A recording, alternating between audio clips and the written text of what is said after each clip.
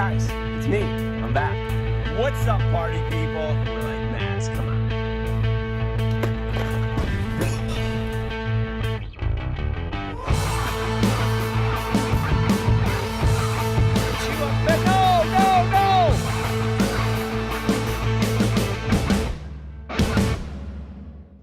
All right, this show is taking a turn for the. What's going on, everybody? Welcome to another episode of MonsterBass Live. Wait, we're listening to Radiohead. Why do we gotta do that? Hold on.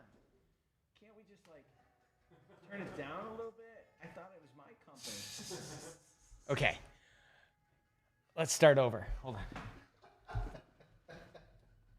on. What's going on, everybody? Welcome to a very special episode of MonsterBass Live. I'm your host, Rick, and I couldn't be more happy to be here in front of you guys today for the next hour and a half, 2 hours, however much time we want to cut into Burley and Paul's live stream. We're going to do that because we can. No, I don't want to.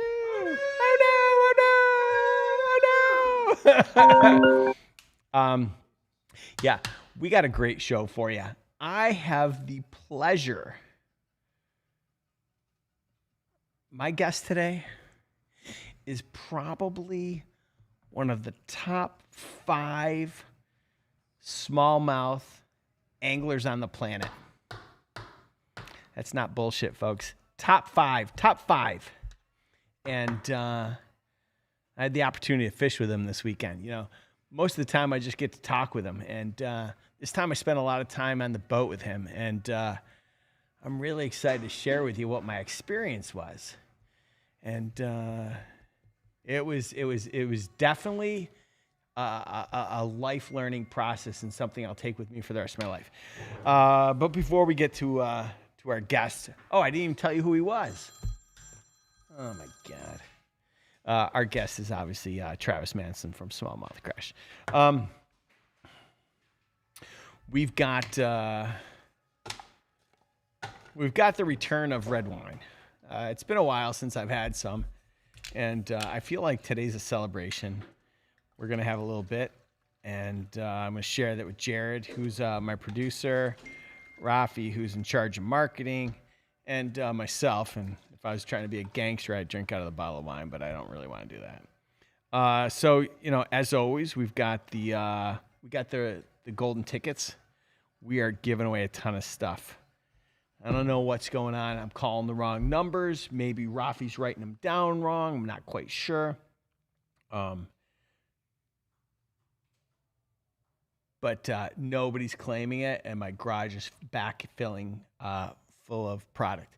I do want to say I do want to make a special announcement to Scott Hughes. I've dropped the ball, my friend. I do apologize. Your rod is sitting in my office, and I have not shipped it. And it's my own fault. I can't blame this on anyone else. The first time I shipped it wrong. The second time, I've got it down pat. I talked to my FedEx lady today, and we've got it all straightened. Evidently, you can't just ship an 8-foot piece of PVC because they wonder what's inside, and they start to think it might be something that you can blow up a building with. And so I need to package it and label it I need to label a little differently, so I do apologize. Anyway, as always, we have the pleasure of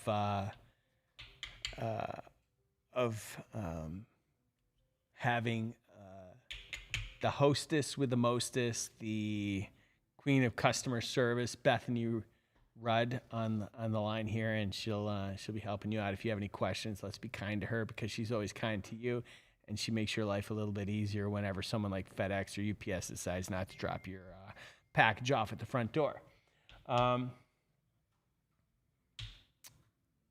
Golden tickets. I'm going to get started. If you don't know what the golden tickets are, okay? I don't know what show you've been watching, but we give away a lot of stuff. in the future, we're going to give away a lot more, some good stuff. So if you got a golden ticket, every month we send out a subscription box, so to speak. Maybe it's a bag, maybe it's a box. And it's got a golden ticket, individually numbered ticket that if you've got this number, you're going to win a prize pack. And the first number is L9979I5297. Sounds like map coordinates, but it's really the individual number that's good for you to win some prizes. So hopefully you know that.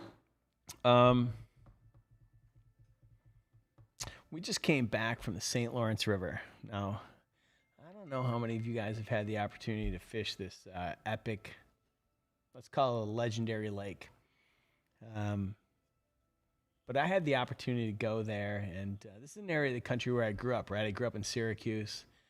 I did the first 2 years of school up in the North Country, and I had a really great time. And to be able to go there and bring the team was really special for me because, it's funny. We flew into Syracuse. It's where I grew up. We drove by the house I grew up in. We got out, took pictures. I told the guys about it. We went to some of my favorite restaurants. We introduced picklebacks to Rafi. We've got some pictures of him. I introduced picklebacks to everybody. Yeah. And I showed him how hard it is to spend $100 at the bar in Syracuse because, like, literally you can buy like 30 shots. I spent over $200 that night. That's because I don't remember it. I don't know what's going on with the lighting right now, but I look good. Oh, cheers. Okay. Cheers. Who do we got here? I just want to do a quick look here. God, we got some of my favorite people. XB5 is a winner from David. Frank's Fishing. November box sneak peek. It just came in the mail today, so I don't get a chance. Ashley Higgins. Happy belated birthday. Thank you. I do want to say thank you to everybody that wished me a happy birthday. Last week was my birthday, and we weren't online because we had to travel to Syracuse, and so I just want to say thank you. I had a great day. I went to dinner with my girl and with my son, and we had a ridiculous meal. It was great. But enough about me. We're not here to talk about me. We're here to let's talk about bass fishing. So let's not waste any time. I got one of the, again, I'm going to put him in the top 5 category. I don't know if he's number 1 or number 5, but either way, I mean, you could be Michael Jordan or you could be Magic Johnson. You're still in the top 5. It's pretty damn good company, right? So my guest today, I had the opportunity to fish with, to learn from, and to marvel at the skill level that he has, and quite honestly, to have a really good time, more fun than I thought I was going to have. And so I'm really excited to bring on my guest. He is none other than SmallmouthCrush Travis Manson. What's going on, bro? Hello. How are you guys? I'm good. How are you? Man, top 5. Come on, bro. That's a lot of pressure, dude. No, you're being silly, please. You know it, but that's okay. I get it. I mean, I'd like to think that, but realistically, let's go top 60. Top 60. Well, because I do the podcast, the Smallmouth Crush podcast every week, and we interview the top, what we consider 52, because it's a weekly show, smallmouth anglers in the country. And these guys know how to catch them. And I've learned so much from that. And it made me realize there's a lot of good anglers out there. And there's a lot of people, out of those 52, there's probably another 250. There's way more. There's so many great anglers out there. And I'm really excited to be part of the show tonight, just to be able to recap our amazing weekend that I had with MonsterBass and being able to hang out with everyone it reminded me back when I was in corporate America, and you'd go to like I don't know, some type of training course. They put everybody on a jet, and you go to a, a city, and you would kind of go through like a classroom setting, and whether it be sales or When I whatever go, the case may be. I keep lost you there. no, keep going. Okay, and that oftentimes back in the day, you would build like some amazing friendships through those types of meetings, having people from different parts of the country come together. And I haven't experienced that in years. And I miss that. If there was one thing I missed about corporate America, it's that working with other people that have the same mindset or the same goals. And I just haven't experienced that. So I've had one of the most, amazing times in quite a while that I can remember. So I needed that. So I just want to thank you, Rick, for putting this all together. It really was pretty cool. Well, honestly, thank you, but I want to thank you because if I'm being honest, this is kind of like your backyard. Like, this is your playground. You love the St. Lawrence, right? I do. And when the idea of, so the idea, folks, if you're watching at home, like I had this idea for the hunt for late season smallmouth.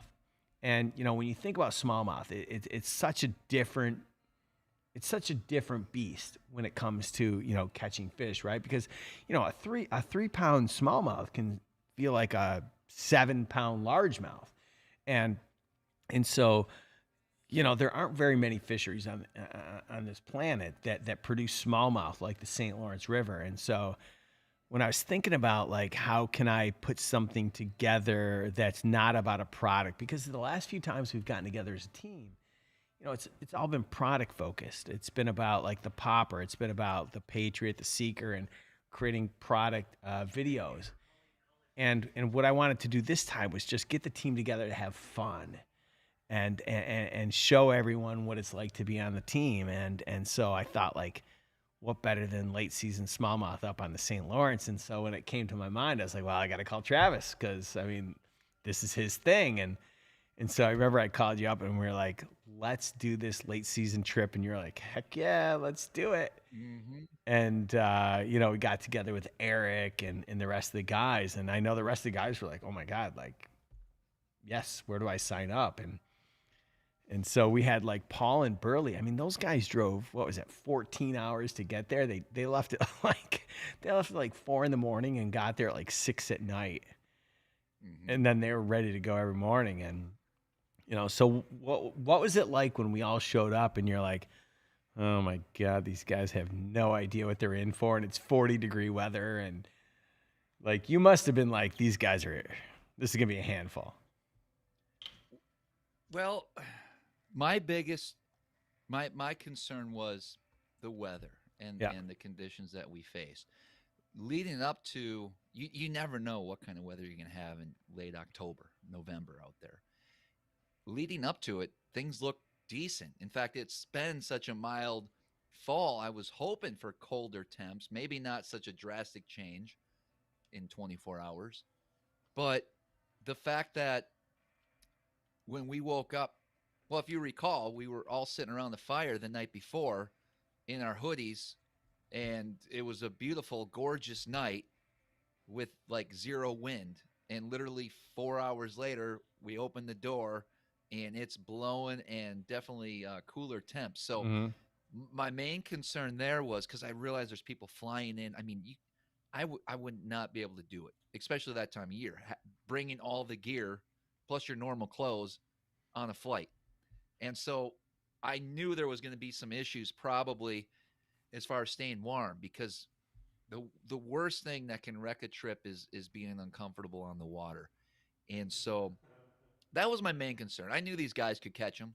I knew we had, the right people and the right body of water, the right time of year that we would be able to get some fish catches. But it was hoping everyone was comfortable when they were out there fishing.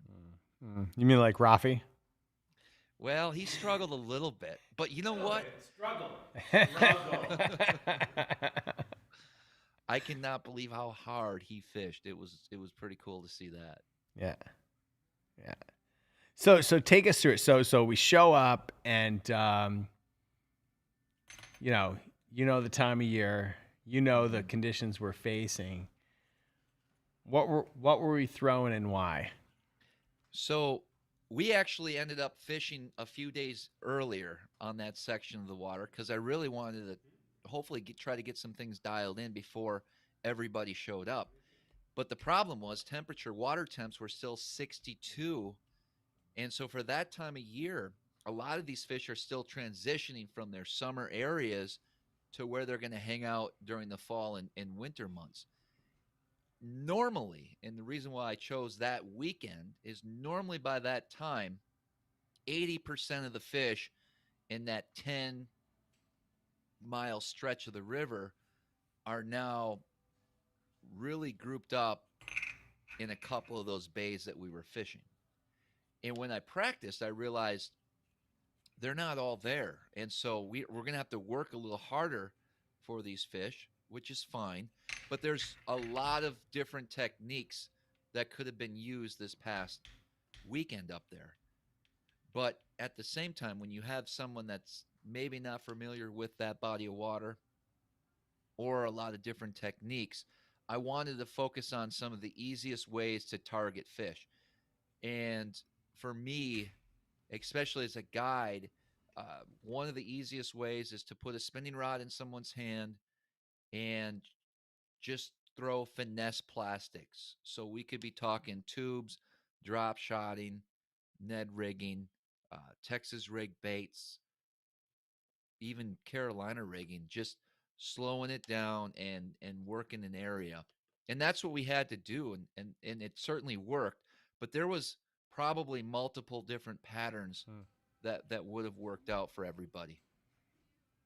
All right. Speaking before we go any further, and I do want to get into the different patterns, and I do want to share the experience. I think we created. We're going to talk a lot about the baits and some of the baits we used, and I'll be honest, it's too hard to create a promo code just on specific baits. So I created a show special. The promo code. You guys ready? Write this down.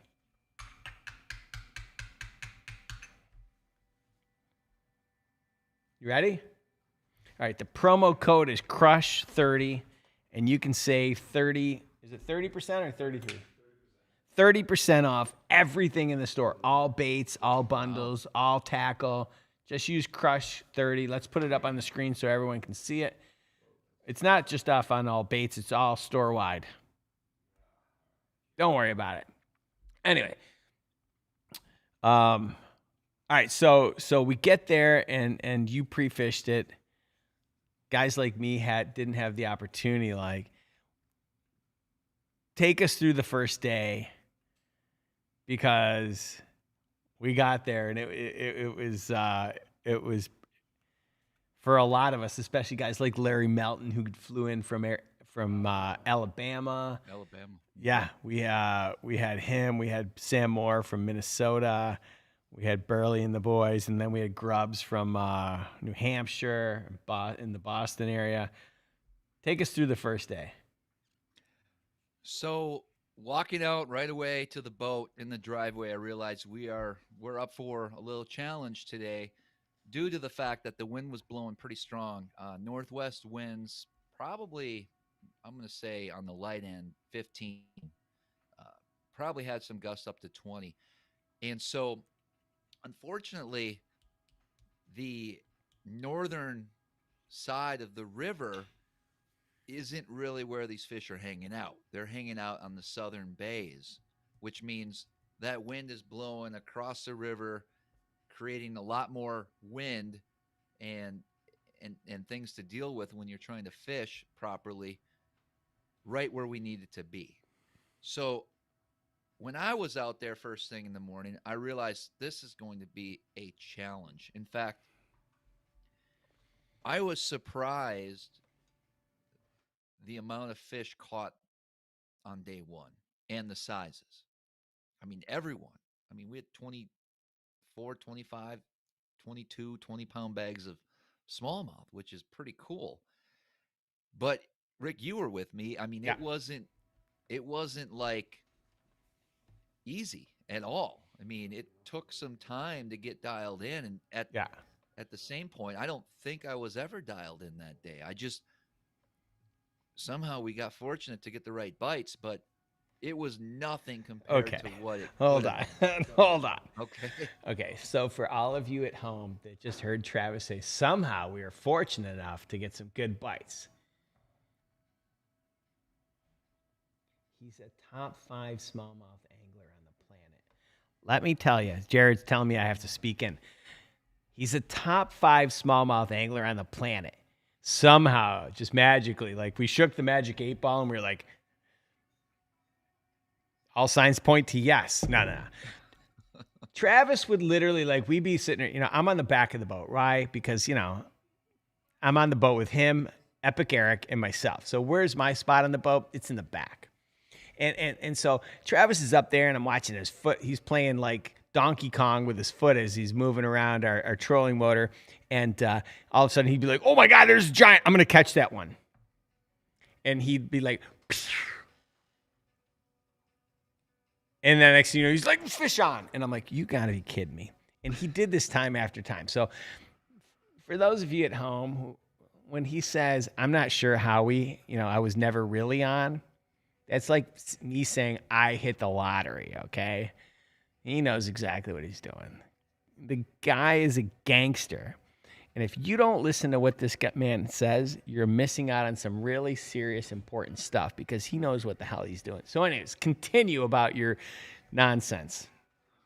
Okay, so, we started out kind of in a deep transition area. I had you guys in an area that had a series of humps. So if you can visualize, 20-foot depths that'll come up to 8, and then there would be some grass patches, there would be some clear spots. And when there's high sun, those clear spots are really, really easy to find. And that's where these fish are hanging out. They want to be feeding and attacking bait on these clear areas. That section of the St. Lawrence River has a lot of grass growth that goes up 10, 12 feet into the water column. And a lot of it's thick, and it could go on for 20, 30 yards of just thick grass. So you could be making a cast, especially with a finesse bait, and it's not getting down there. It's just kind of laying on top of the grass. So it's really important to have a sensitive rod, to have a good feel of where your bait is at all times down there, when to slow it down. That comes with experience. You have to know how to work that bait properly, and it's not something you can just pick up and learn. It's time on the water being able to do that. And once you get that down, the challenge is now, how do we blind cast basically and try to find these patches of clean bottom that these fish are relating to? And so that's the challenge when you have wind and cloud cover and 3 guys in the boat casting and moving and current. Let's not forget that, because as a guy, like you told me all these things. You're like, yeah, just cast it out there, drag it along to the bottom, and make sure that you're gonna feel grass, you're gonna feel structure. But, differentiate that between that and fish biting. Oh, and by the way, there's current. It wasn't easy. It was pretty difficult. There's a lot that goes on, to be able to officially, catch these fish. Yeah. But once we got out of that zone, I mean, Rick, you caught them in that heavy current, in that deep side. But then, sure, if you recall, we went a little bit shallower, where it was a little bit easier to fish, and I had you throwing a swim bait. Yeah. And I mean, dude, you're saying I'm a good angler, but you caught 3 of our biggest fish that day. Okay, 3 out of 5 came from you. Yeah. On a swim bait. Thank you. That's pretty cool. Right. It was pretty cool, and I do owe it to you and Eric, because listen, you put me in the right spot, and you guys both gave me the knowledge I needed, because I've never fished that fishery, right? And that part of that like speaks to the testament of hiring a guide who knows local waters, but part of it also speaks to your skill set, right? Your skill set is, I know this species, I know this water, and I'm going to tell you the things you need to do. And then, a little bit of it's luck, right? Because, Sure. But man, talk about an amazing experience. You're right. So I feel like once we moved up shallow, we're able to make better contact with the bottom and work some of those areas.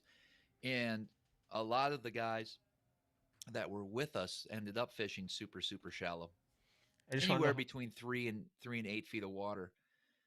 And that just seems where they really were grouped up tight in that shallower water. So Yeah. but there was probably just as many fish still out deeper Yeah. in that current waiting to move up. I'm talking 20 to 40 feet of water. Yeah. But I mean, you only have a certain amount of hours in a day, and you have to go with what's working and what your gut tells you. But there's a lot of different ways to catch those fish. Sure. What impressed you? All right. First of all, I just want to tell everyone. So Jared has opened the phone lines. So if you've got a question for Travis, whether it's about smallmouth fishing, whether it's about late season fishing tips. Sorry, Jared's yelling at me again. You know me. I don't pay attention. Whatever your questions are, the phone lines are open. Don't be shy. Listen, I learned a lot sitting in a boat with this guy for 2 straight days, and you can learn a lot just from a single phone call. So don't be shy and call in. Ooh, I never did any kind of super chat. Did I? Damn. All right. Every question that gets asked gets entered for a prize pack. I don't even want your money. I just want you to call in and take advantage of the fact that we've got Smallmouth Crush here in the studio, and so call in with your questions. So tell me what, like, so we're out on the water and we did the weigh-in, and I mean everybody had a pretty good sized bag. What impressed you the most about how everybody kind of stepped up and produced? I was surprised by the weight because of those conditions. So I was like, Rick, I honestly thought we would blow the field away. Yeah. You know what I mean? Yeah. That's not the case, man. We got beat by a couple ounces. Yeah. By Todd and Larry, but it just goes to show how many fish are there, and with the right amount of skill level, I mean, if you fish at all, it's you can find a good bag of fish in that river system for sure. Back up. Yeah, for sure. And if actually we posted a picture today of Larry and Grubbs on our Instagram. It's such a beautiful picture, right? Like you can tell, like Sam Moore did a beautiful job of retouching the photo. It's so beautiful. I was telling somebody, I was like, oh my God, if my Instagram feed looked like this all the time, I'd have like 1 million followers. Yes. So yeah, Rafi, make sure you tell people that the phone line's on in the chat, because Sean Lai wants some shrimp rangoon, and but he's not going to get any if he doesn't call in and ask for them. So yeah, Sean, call in. I see another comment. Steve's going, how late in the season will those fish stay up shallow? And Steve, I've caught them when water temps are 33, 34 degrees, well into December. So they're in there wintering holes, and everybody, for some reason, people think wintering holes mean deep water. But it just means, I think, having access to deep water quickly, which is what that whole area has to offer. So when the opportunity happens and that grass is still green, which for some reason, the grass just seems to stay healthy throughout the year, even once we get colder temperatures, it's still green. Those fish will be hanging out in there well into, until you can't get a boat there anymore. And it does freeze up at times throughout the year, but you can go right back there first thing and ice out, and those fish will be there as well. That's great. That's great feedback. What in your, we got another question here. What's your go-to bait for Gunnersville for smallmouth? Oh, well, so Gunnersville, I don't have a whole lot of experience there. I fished it a handful of times. I did fish a pretty big regional event there back in the fall this time of year. Smallmouth are a little hard to come by on Gunnersville. I know that for a fact. So I wasn't targeting those. I was focusing more on largemouth. I know if I'll give you two answers. Number one, if you wanted to focus on smallmouth on Lake Guntersville right now, I would be heading up towards the top of the dam that flows from, I guess it's Nickajack, and I would be throwing a 5-inch swim bait along any of those rocky banks, steep breaks, as well as any current breaks, and you will certainly have a shot at a smallmouth, but you'll also catch a lot of spotted bass and largemouth, I'm sure. Uh, Generally speaking, Lake Guntersville is world famous, and when you think of Lake Guntersville, you oftentimes think about either early spring, pre-spawn, or of course the ledge bite.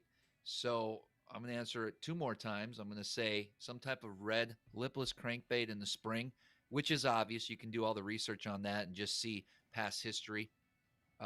But some type of deep diving crankbait on the ledges during the summer months as well. And we can't forget a frog. I mean, the list goes on and on for Guntersville. It's a fabulous fishery.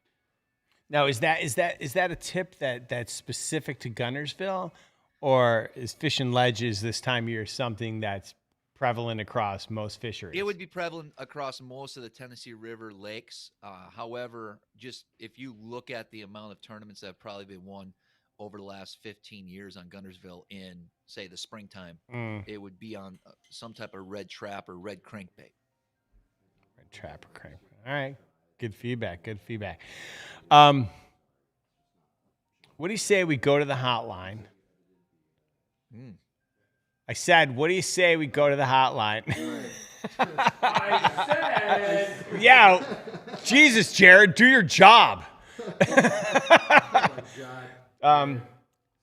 Travis, I just want to make sure that in your hometown, you guys haven't run out of White Claw. You got a good supply there? We do. All right, good stuff. Good stuff. All right, live from Wisconsin. Travis. Who is this? Yeah, this is Ken, 02Man98. Oh, there big he follower of SmallmouthCrush. Patreon, YouTube, all of them. Ken, it's good to hear your voice. I only see you in the comments, so this is cool. This is really cool. Yeah, I always try to bust Travis up with some type, but maybe we can do it tonight with some verbal. So here's my question for you. Ice is on the way. I'm up here in Wisconsin. I'm going to be taking the boat up northeast Wisconsin this weekend. It's going to be close to O'Connell. Where do you think? Should I stay in O'Connell or should I travel across the Sturgeon Bay? If you know O'Connell very well, you could probably do some damage there. If you don't, and you're just going to wing it, I think you have a better shot over in Sturgeon Bay.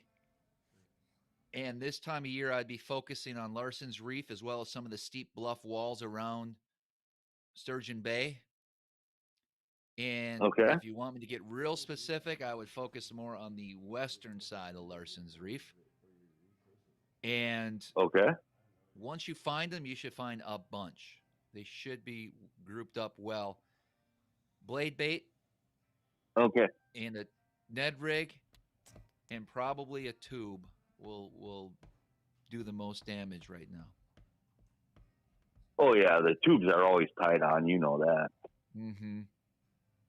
Yeah, absolutely. So all right, and then I just saw something posted up about stumping Travis for a gift card. Oh yeah, you got it. Yeah. So here's my question, Travis, and you got to come clean on this, or it's going to be a stumper. Ooh. Okay. All right. What's the scent? Come on. What's the what? That secret scent. The secret scent. That bait. The bait scent. You mentioned some. Go ahead. So you're in luck because that information will all be released on the Smallmouth Crush podcast on Halloween. 2:00 Sunday is when that podcast comes out. But I'm going to give you a little something ahead of time because I'm actually not sure if the actual bait or the brand of that scent was talked about on that podcast. So just in case it isn't, I'll be straight up with you. Procure, they're, I believe, out of Washington. And They are. there's two different scents Oregon. that you're going, Oregon. There's two different scents that you're going to want to have. One is going to be a gel-based scent, and one's going to be a water-based scent. And the water-based is what you're going to soak all of your plastics that are not, say, Nikko or Z-Man or, you know, the Strike King X2, or I think that's what they call it. The gel is what you're going to want to put your Z-Man products in. And the key is soaking these baits for months at a time before you actually use them. All right. Wait. Did you say? Sorry, did you say months?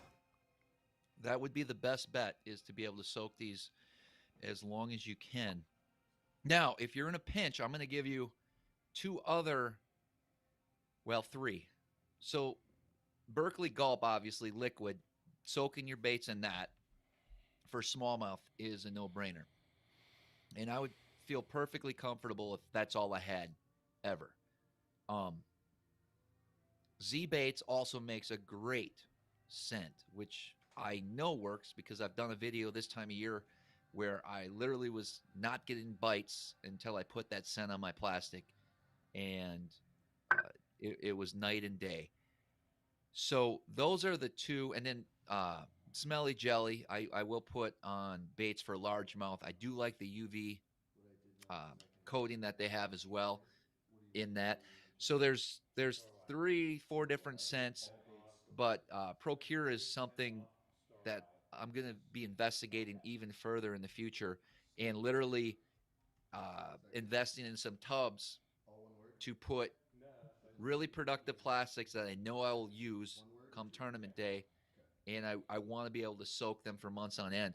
I probably have, I don't know if I have any close by, but I do have some that are soaking that, and it doesn't damage it. The gel, I have my Z-Man TRDs have been in that gel for 2-3 months now, and all it does is soften up that Ned rig a little bit. Actually makes it a little bit easier to put on a hook, but it still has the durability. But you can just tell by opening that bag and smelling it that it's very potent. Oh, that's great, because I've been a fan of the Procure.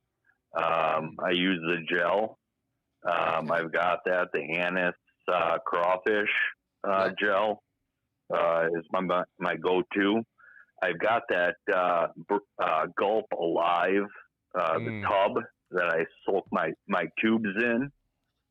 So I've been a big fan of that. Sometimes put some Senkos in it as well.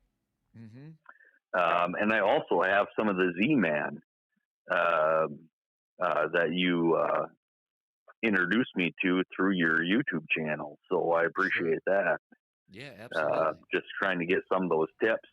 So I'm gonna let you go, but I got one more thing to say. When you come back up to Wisconsin here, get a hold of me. I'll buy you a White Claw or 6.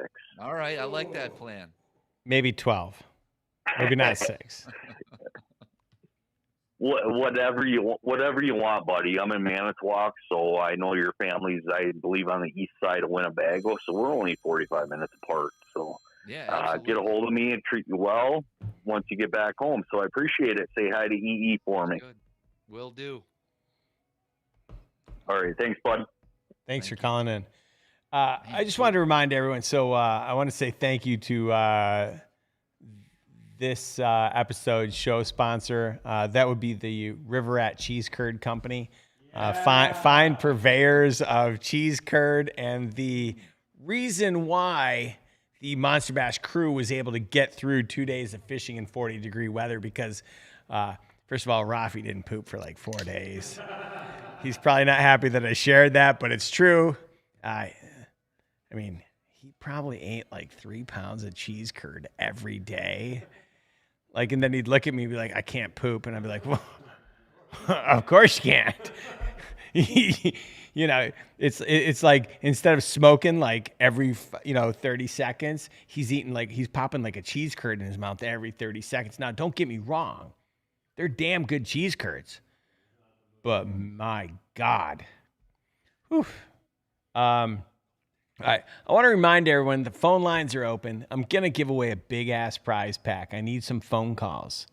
So I don't care if it's fishing with Gramps, who's been forced to fish with a frog with little girl, strip club Sparkles, or if it's fishing in the Southeast, who's always got a solid question, or if it's Big Rich, who, you know, always seems to donate to the Rick Party Fund. Actually, you know who I'd love to hear from? I'd love to hear from Westfall Outdoors, because he's such a good supporter, and he's got like, yeah, I want to hear from you guys. So let's light up the phone lines for me. We're gonna go to our next caller. We're gonna go to Adam from Indianapolis, California, who's really upset that Jeff George is still not the quarterback of the Indianapolis Colts. What's going on, Adam? Oh, is that me? Sure. Sure. Like it's like you. I don't know what's going on here. Am I on live or no? Yeah, you're online, bro. Oh, sweet, awesome. So I was listening earlier. You said you got up from around Syracuse, right? I did. Okay, so I've fished in the Oswego River, but I've never had any luck with catching perch there. And I've always wondered, like, what all these guys catch them off of, but I've never heard them tell me the truth about it. Okay. So what is the best bait for perch in the Oswego River? Yeah, no problem. I've got just the guy to answer it, because I sat there on the boat and I watched him catch a perch. And we sat there all day and we were like, maybe we should have a catch and cook video. Maybe we should fillet. And we were talking about walleyes. And all of a sudden I watched this guy reel in the Moby Dick of perch. And he looked at it and he's like, I'm actually going to take a picture of it. But then he threw it back. So better to answer this question is Travis. So what do you say, Travis? Down here in Alabama, we've got, the yellow perch, but not many white perch that I've ever caught, Mm-hmm. So Lake Ontario, Oswego River, that they have a huge population of both white and yellow perch. And so I love perch fishing. Okay. I am not the expert when it comes to perch fishing, but I can do some damage. I actually go out there quite a bit, especially last year. I probably caught over 1,000 perch on Lake Ontario last year. And when I target them, I like to use a medium light rod, almost like a drop shot rod. And I use real light braid, 5-pound braid, and I'll use like a 6-pound leader. And all I'm doing is I'm modifying a drop shot that you would use for smallmouth. So I'm still using a heavy weight, because oftentimes you're in 15, 20, 30 feet of water. And all I do is I put a super, super small hook above the weight, about 4 to 5 inches. And I put just a little piece of crawler on that. And anytime you're around perch, they're going to bite that. I'm sure there's better ways. I know there's some artificial baits that work as well. But if I was looking to get perch for dinner, that's what I would do. And I would utilize my electronics. I would not fish until I idle over a school of them. And you can normally tell on your graph when you come over a big pot of perch, it lights up the graph. And that's what you want. You don't want to be targeting individual fish here and there. Well, once you find that big group, then you can target individual fish outside the group with your live scope if you have that type of technology. And that's when you can really get some of the bigger perch. But for the most part, for the average angler, just utilizing your electronics if you can. Or if you're in a bay that's known for perch, just go next to the other guy that's catching them. It's pretty easy. Right, just feed off the guy next to you, 100%. I was just more curious, because I've always, I fished for bluegill and stuff up there, but I've never actually hung into any perch, really. So top of my head question, I was like, I wonder if he knows anything about that, because everybody knows about bass fishing, but not many people actually target perch, unless you're from, I guess upstate New York, where it's like the biggest thing ever, perch fishing. It is. I mean, there's so many perch in that system. There's actually, it puzzled me. There's no legal limit on them. You can take as many as you want. No way. All day long. Yeah. All day? As many as you want. That's crazy. Yep. That's crazy. Yep. That is insane. Well, all right, I appreciate it. That's awesome. Oh, another thing, right quick. I don't know. It's just for the moment. I finally today got my MonsterBass box in the mail after waiting for it for, I don't know, 2 weeks now. Oh, stop it. So. How'd you like it? What do you like? So hold on, let me grab it. These, wait, what are these, on the spot bait? Okay. Those little crawler looking things. Those baits they're hand poured by a guy in Pennsylvania. And, yeah, so I like to support small business. So every month I like to pick one company that most people haven't heard of and highlight them, because I think supporting small business and supporting guys that make really great baits is good. So I'd love to know what your thoughts are, good or bad. Well, to me, first glance, I hadn't got out and used them yet because, literally just got the bag earlier this afternoon. But first glance, that is perfect for me because I crappie fish and bass fish. And a lot of times when I'm using crappie jigs, I catch more bass. Yeah. So this being the size it is, you throw it on a Ned rig and just, go either way you want it to. You probably catch either one or the other. Amazing. Good so stuff. For my style fishing, that's spot on. Good. Well, I wish you the best of luck with those baits, and I if you catch something, make sure you tag us, and so that way we can feature you. So. Oh, 100%. Awesome. Thank you guys for putting them together. That's awesome. Thank you, man. All right. Well, y'all have Oh, Jared cut him off.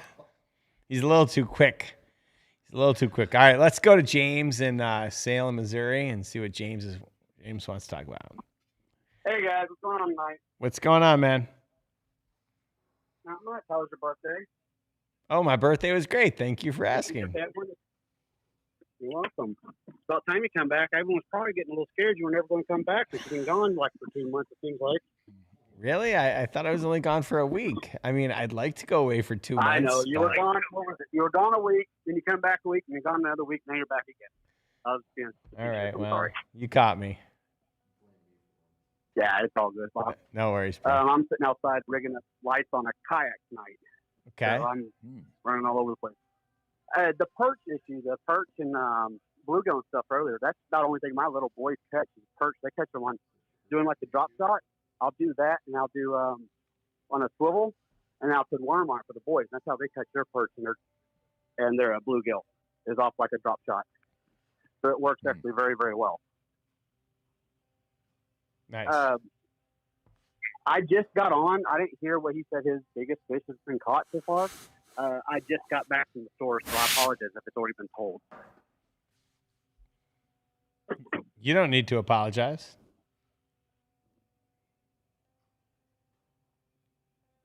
Cricket. I guess you didn't hear me, did he? What was the question? What's the biggest fish you've caught so far? Yeah. Smallmouth or just anything? Length and either or, length and weight. So my biggest smallmouth to date is right at 8 pounds even. Typically, that's a big smallmouth.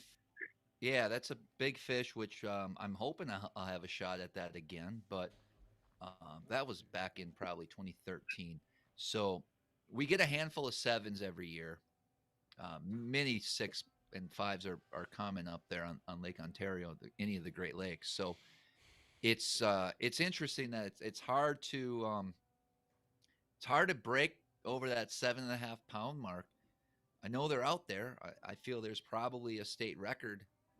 There's probably thousands of state records right now swimming around the Great Lakes, whether it be Minnesota, Lake Superior, Wisconsin, Lake Michigan, Lake Erie. I'm sure there's plenty of state records to be like had. the Northerners, don't you, Rick?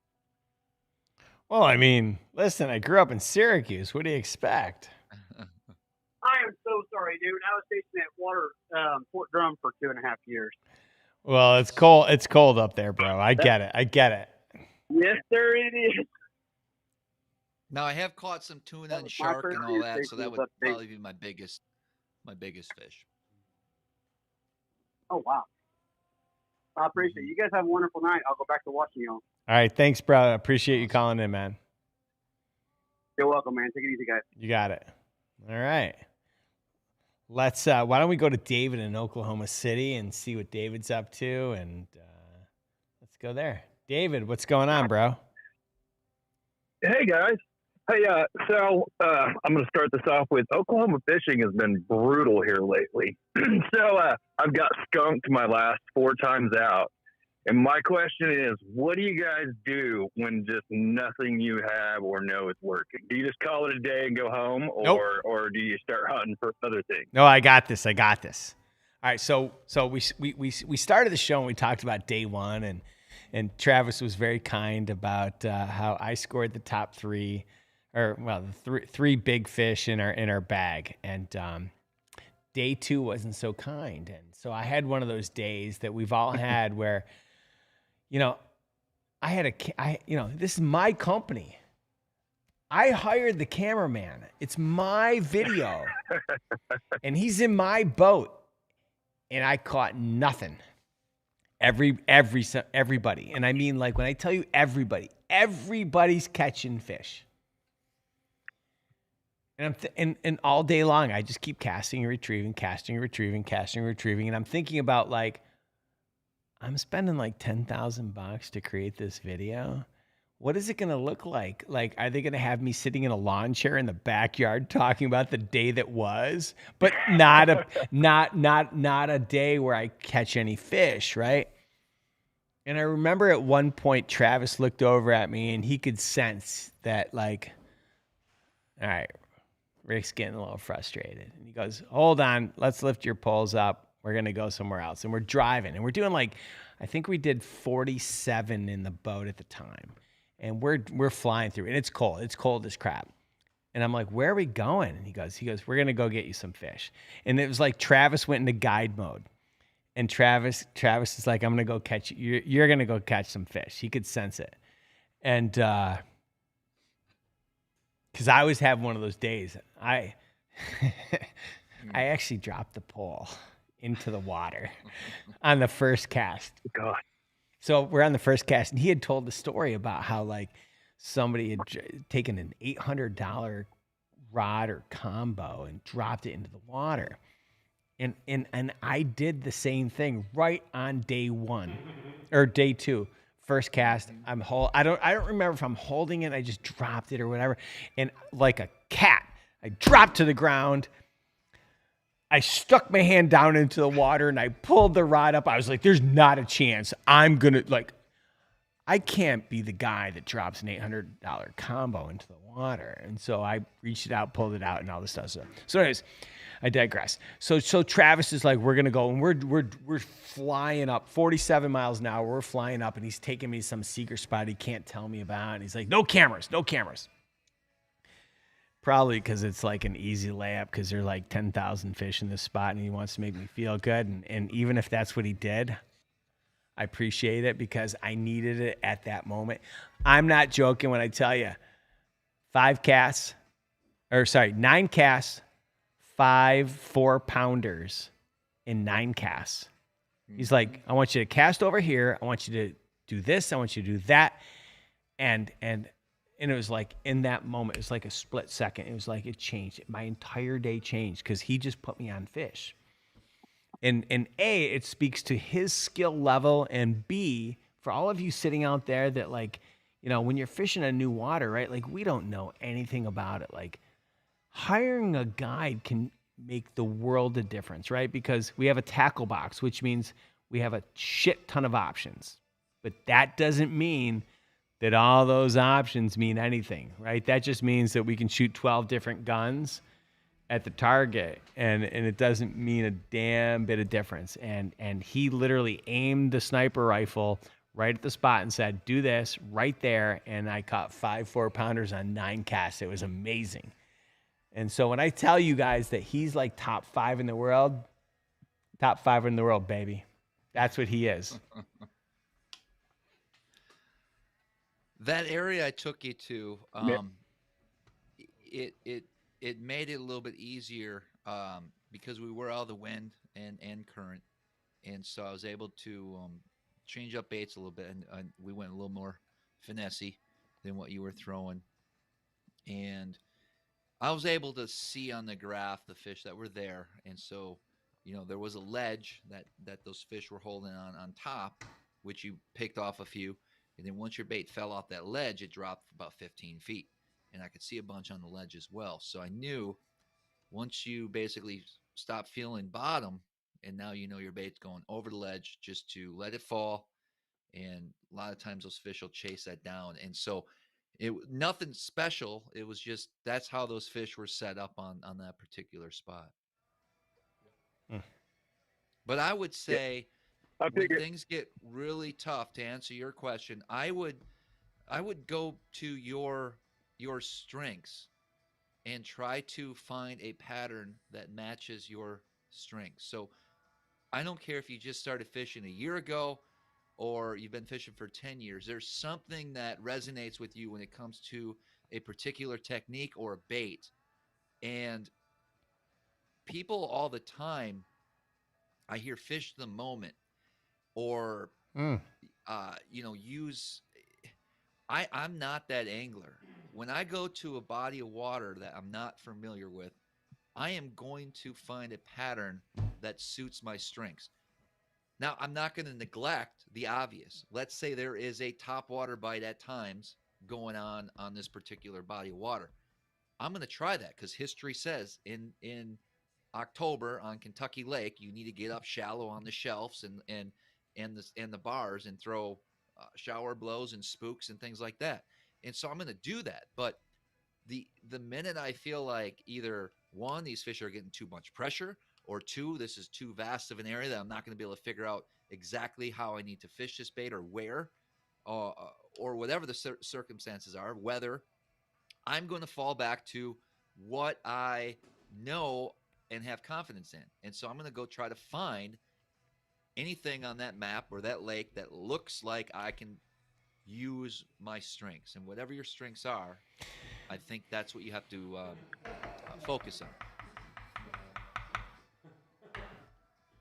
Smart.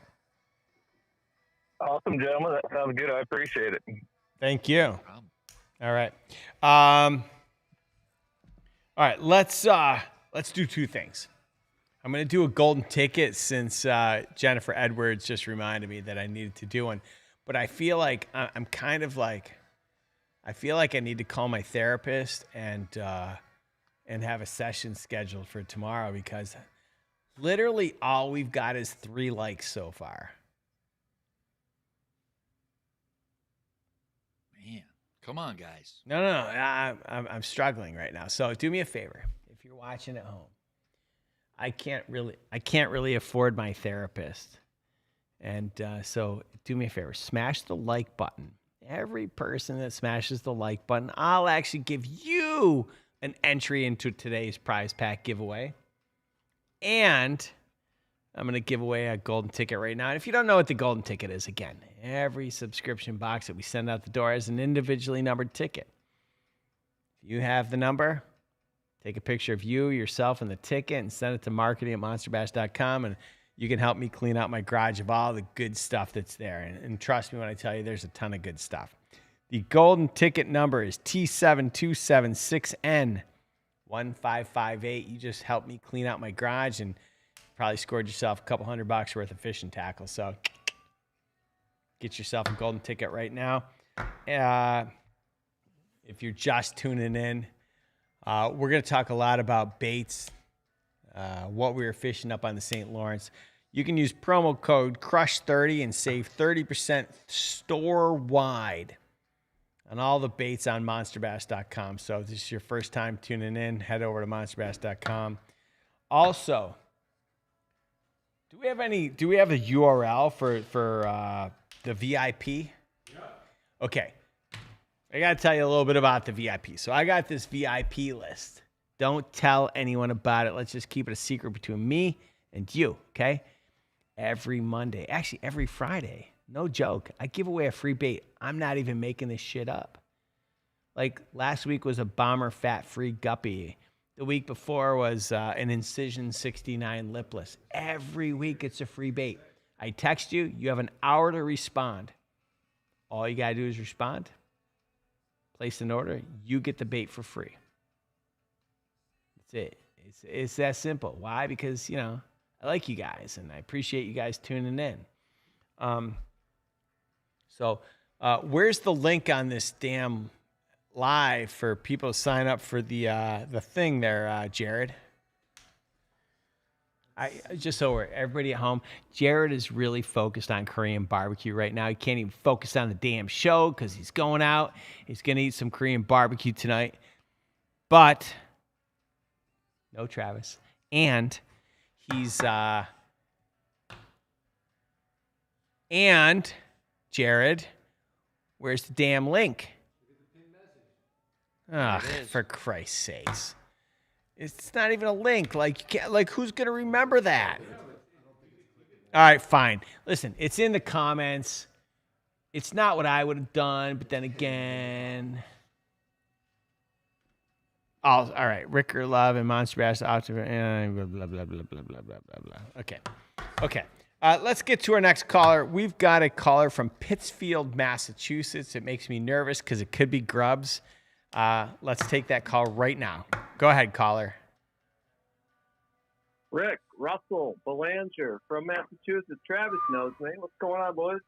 Hey, how are you? What's up, buddy? Just hanging out. Calling in. I don't know if I'm going to call and ask a technical question. We went from Perch to Golden Ticket to, but I actually wanted to. I was going to actually talk to you about something privately, but I think it'd be a good opportunity to ask you this question while you got some viewers. I was going to ask you about the leader material that you've been using recently. I know that you're using Cortland braid this year. I was wondering what leader materials you like using specifically for Ned rigs, tubes. Do you change your leader? Do you use a different leader material in the river as in the lake? What did you use last year? What do you currently use? Just curious. Great question. Great. What do you run? Yeah, great question. So I, over the last 4 years now, when it comes to smallmouth fishing and largemouth fishing with my spinning rods, okay, I really like the Bass Pro Shop. I know this is going to be a shocker. I like the Bass Pro Shop 100% fluorocarbon line. I do not know. Somebody's making that for them, okay? I don't know what company it is, what brand it's similar to, but there's two reasons why I use it. One is it doesn't let me down. I feel very confident with it. And two, it's a relatively inexpensive line. I'm with Nitro Boats, so Nitro's owned by Johnny Moas, who owns Bass Pro Shop. So I get a little discount card, right, every year that gives me 20% off of Bass Pro Shop's related products. So for me, it's a no-brainer. It's relatively inexpensive, and it just holds up. And I use 8-pound, 100% fluorocarbon leader for all of my leader material when it comes to drop shotting Ned rigs. When I go to tubes, I'll try to stick with 8, but I'll bump it up to 10. And then if I'm fishing largemouth on a drop shot, I'll go 10 to 12 Bass Pro Shops. But I do not use it on my reels for straight fluorocarbon. I do prefer Gamma for that application, only because I think Gamma's a extremely strong line. I know it's a little bit heavier in diameter than normal lines, so when you buy an 8, you're really buying a 10. Yes, so that's kind of where I'm at right now. I know there's a lot of great lines on the market. I know people like Tatsu or whatever it's called. I know there's some great ones that maybe if I experiment a little bit more, but my theory is, why change if I don't have a problem? Does that make sense? Yeah, I agree. It was definitely something that happened to me this year. And it was part of the reason why I actually brought this up is I was in the lake in Ontario, and I had some fish that were just popping off, ripping off. Same bait, same hook, same rods that I was using the previous month, but I'm losing a tremendous amount of fish. And I realized the leader material I was using just had maybe just not enough stretch. I like a little bit of stretch in it, and that's why I'm actually not that surprised to hear that you said you used the Bass Pro Shops brand. It's got a little stretch in it. It does, and I don't think I'd be afraid to use 6, but I have never been in a situation. Now, I will use, I shouldn't say that. I do use 6 if I'm going to throw like one of them smaller Kitech jigs or something like that. I will bump it down to 6 at times, but day in and day out, I do not see a difference in bites from 6 to 8.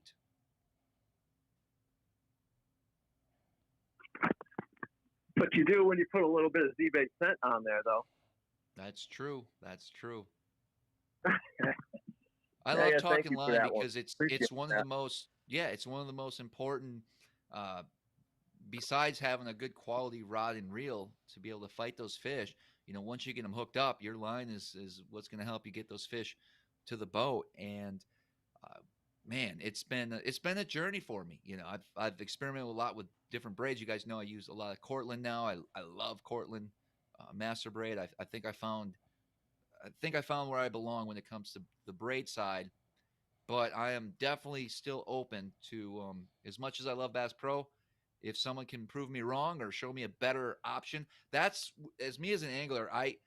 I'm always looking for the edge and the best product out there. That's what I utilize. That's what I use. So you're not going to, you're going to see the highest end equipment on my boat because it's what I do every day. And I appreciate what a higher value product can do when it comes to really your overall enjoyment when it comes to fishing. I appreciate you, brother. Thank you for answering. Take care, fellas. All right, man. Thank Thanks you. for calling in. All right. All right. Let's head over to Marion, Ohio. Let's see who this is. What's going on? What's going on, Rick? What's up, Travis? Hi there. How are you? Has anybody stumped Travis yet? No. No? What do you got? So can I get a chance then? Yeah, of Please course. do. Okay, Rick, you cannot answer this, okay? Okay. This is a Travis question. Okay. Because I'm You ready, I'll be honest. I'm really excited that you told me that I couldn't answer this because I might stump Travis. So go ahead. Okay, Travis, if a rooster lays an egg right in the middle of the roof, which way is it going to roll? Right or left? So this isn't a fishing related question.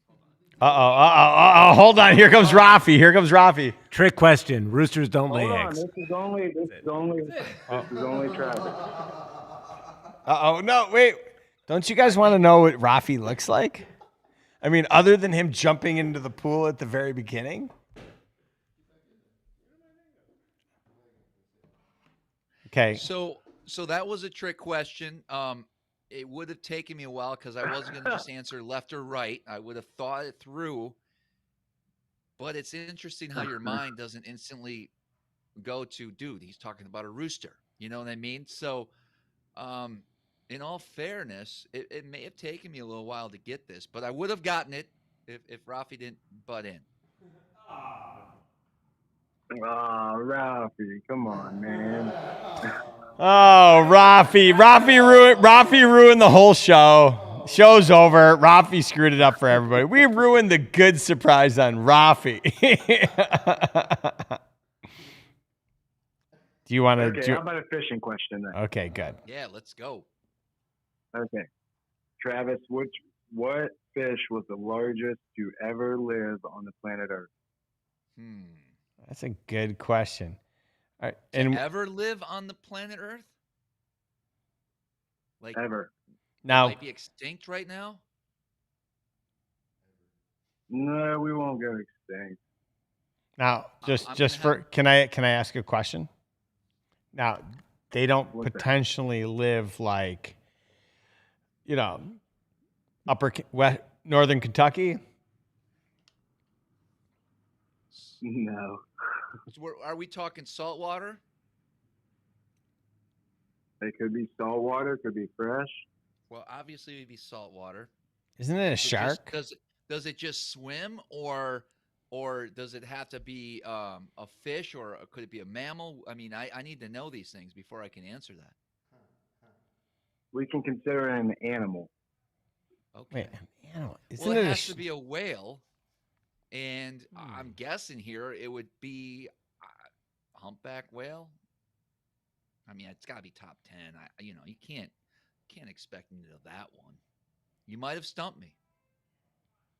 It would be the blue whale.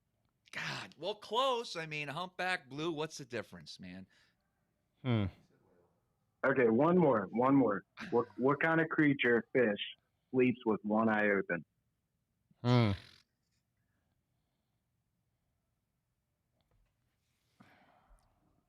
A guilty one.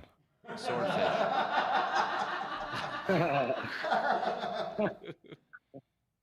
Swordfish. No, a dolphin.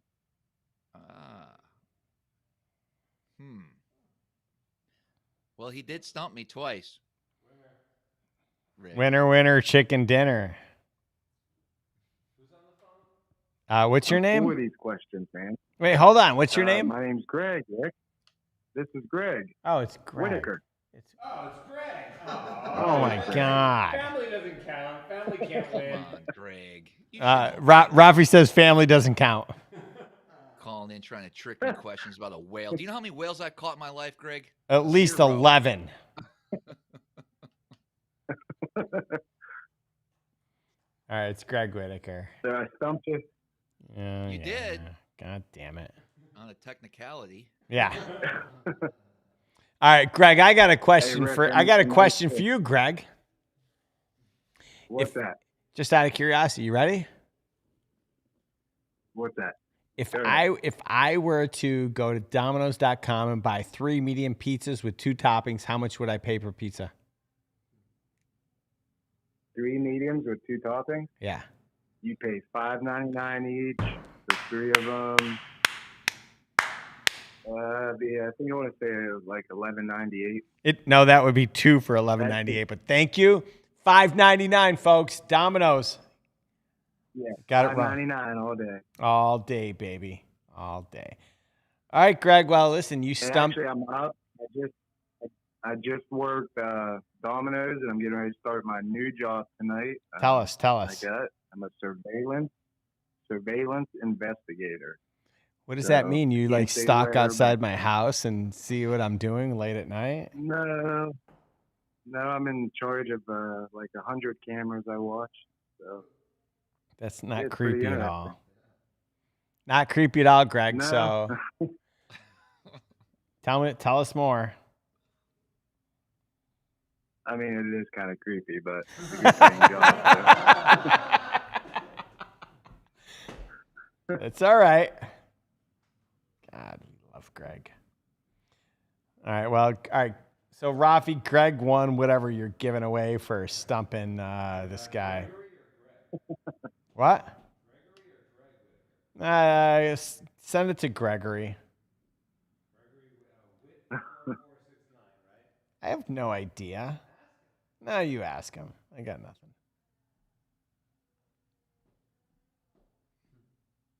I think we're good. All right, Greg. Ralphie, I think I've emailed you before. I think I've emailed Ralphie before, so. Yes.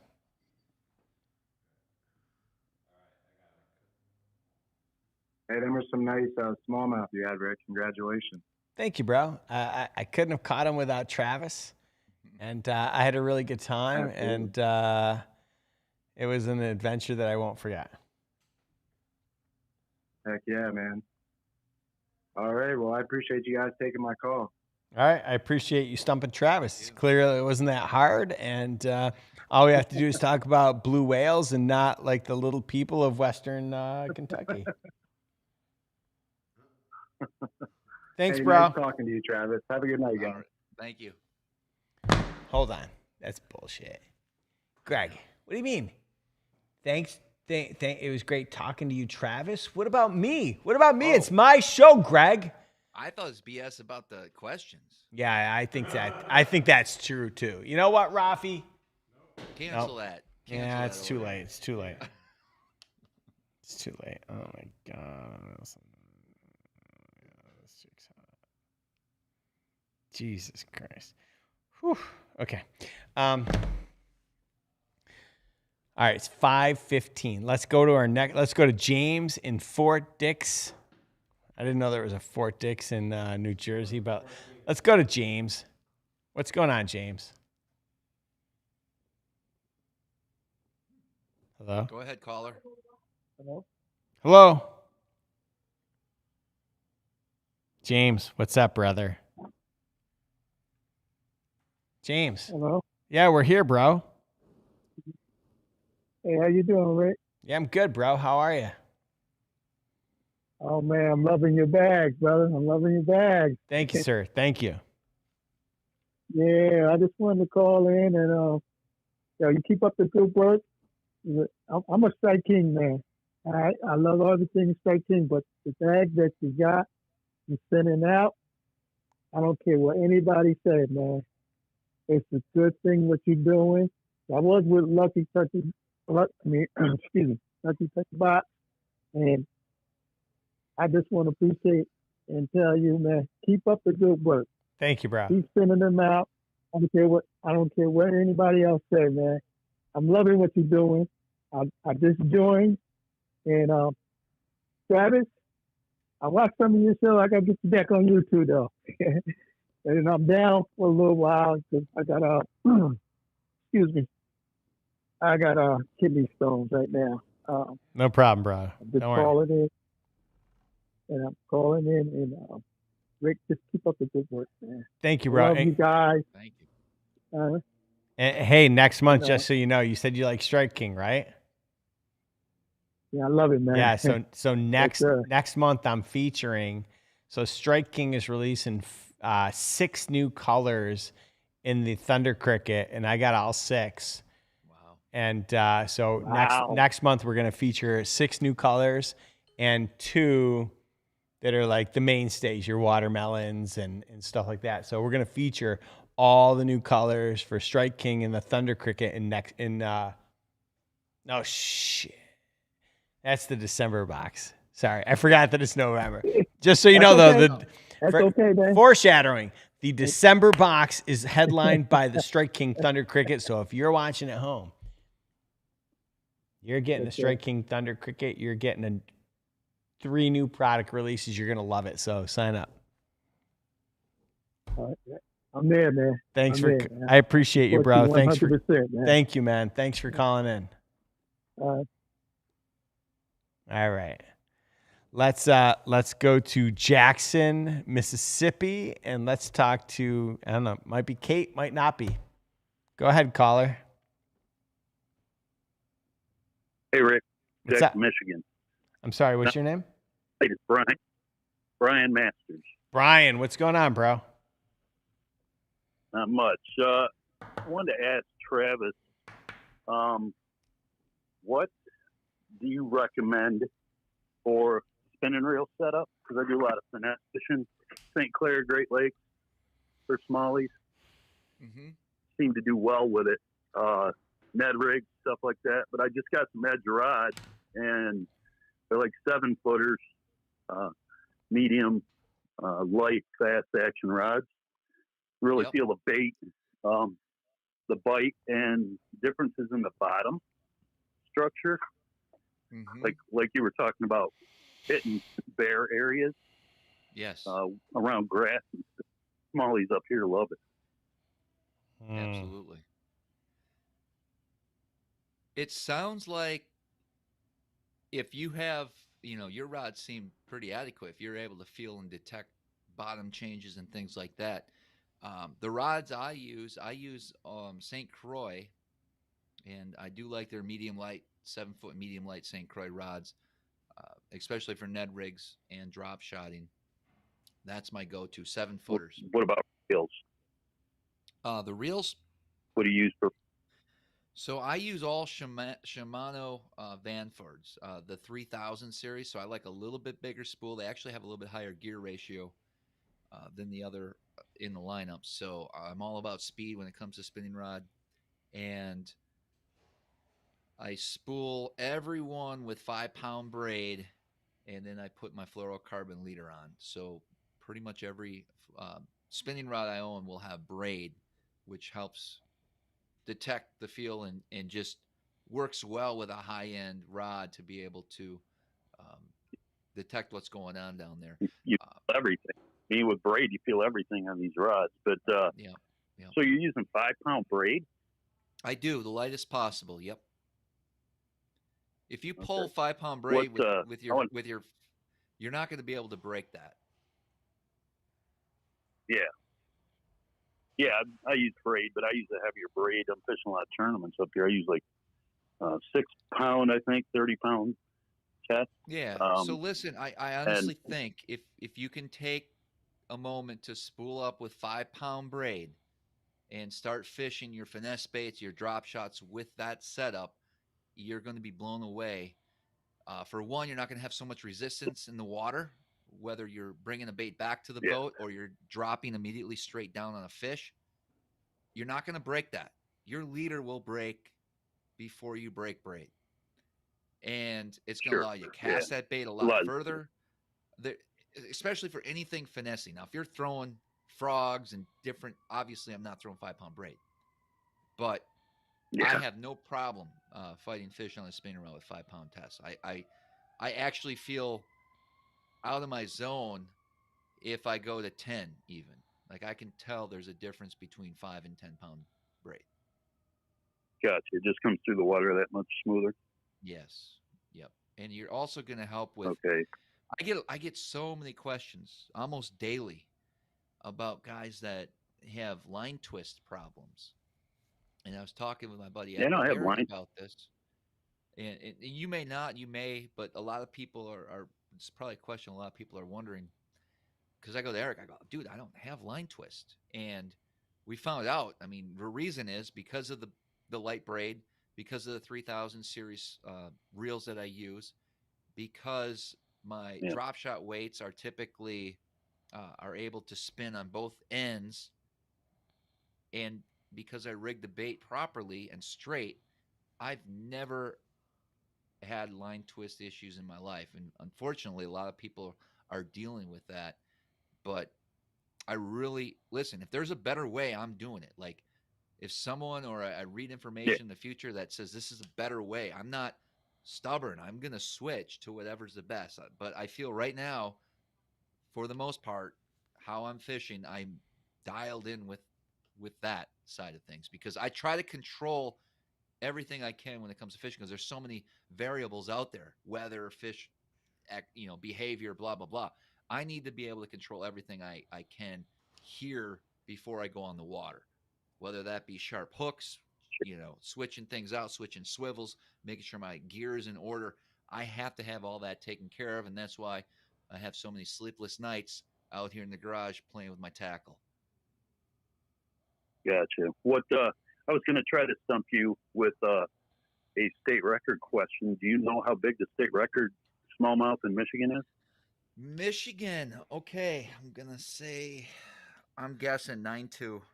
Wait a minute. 9? Really?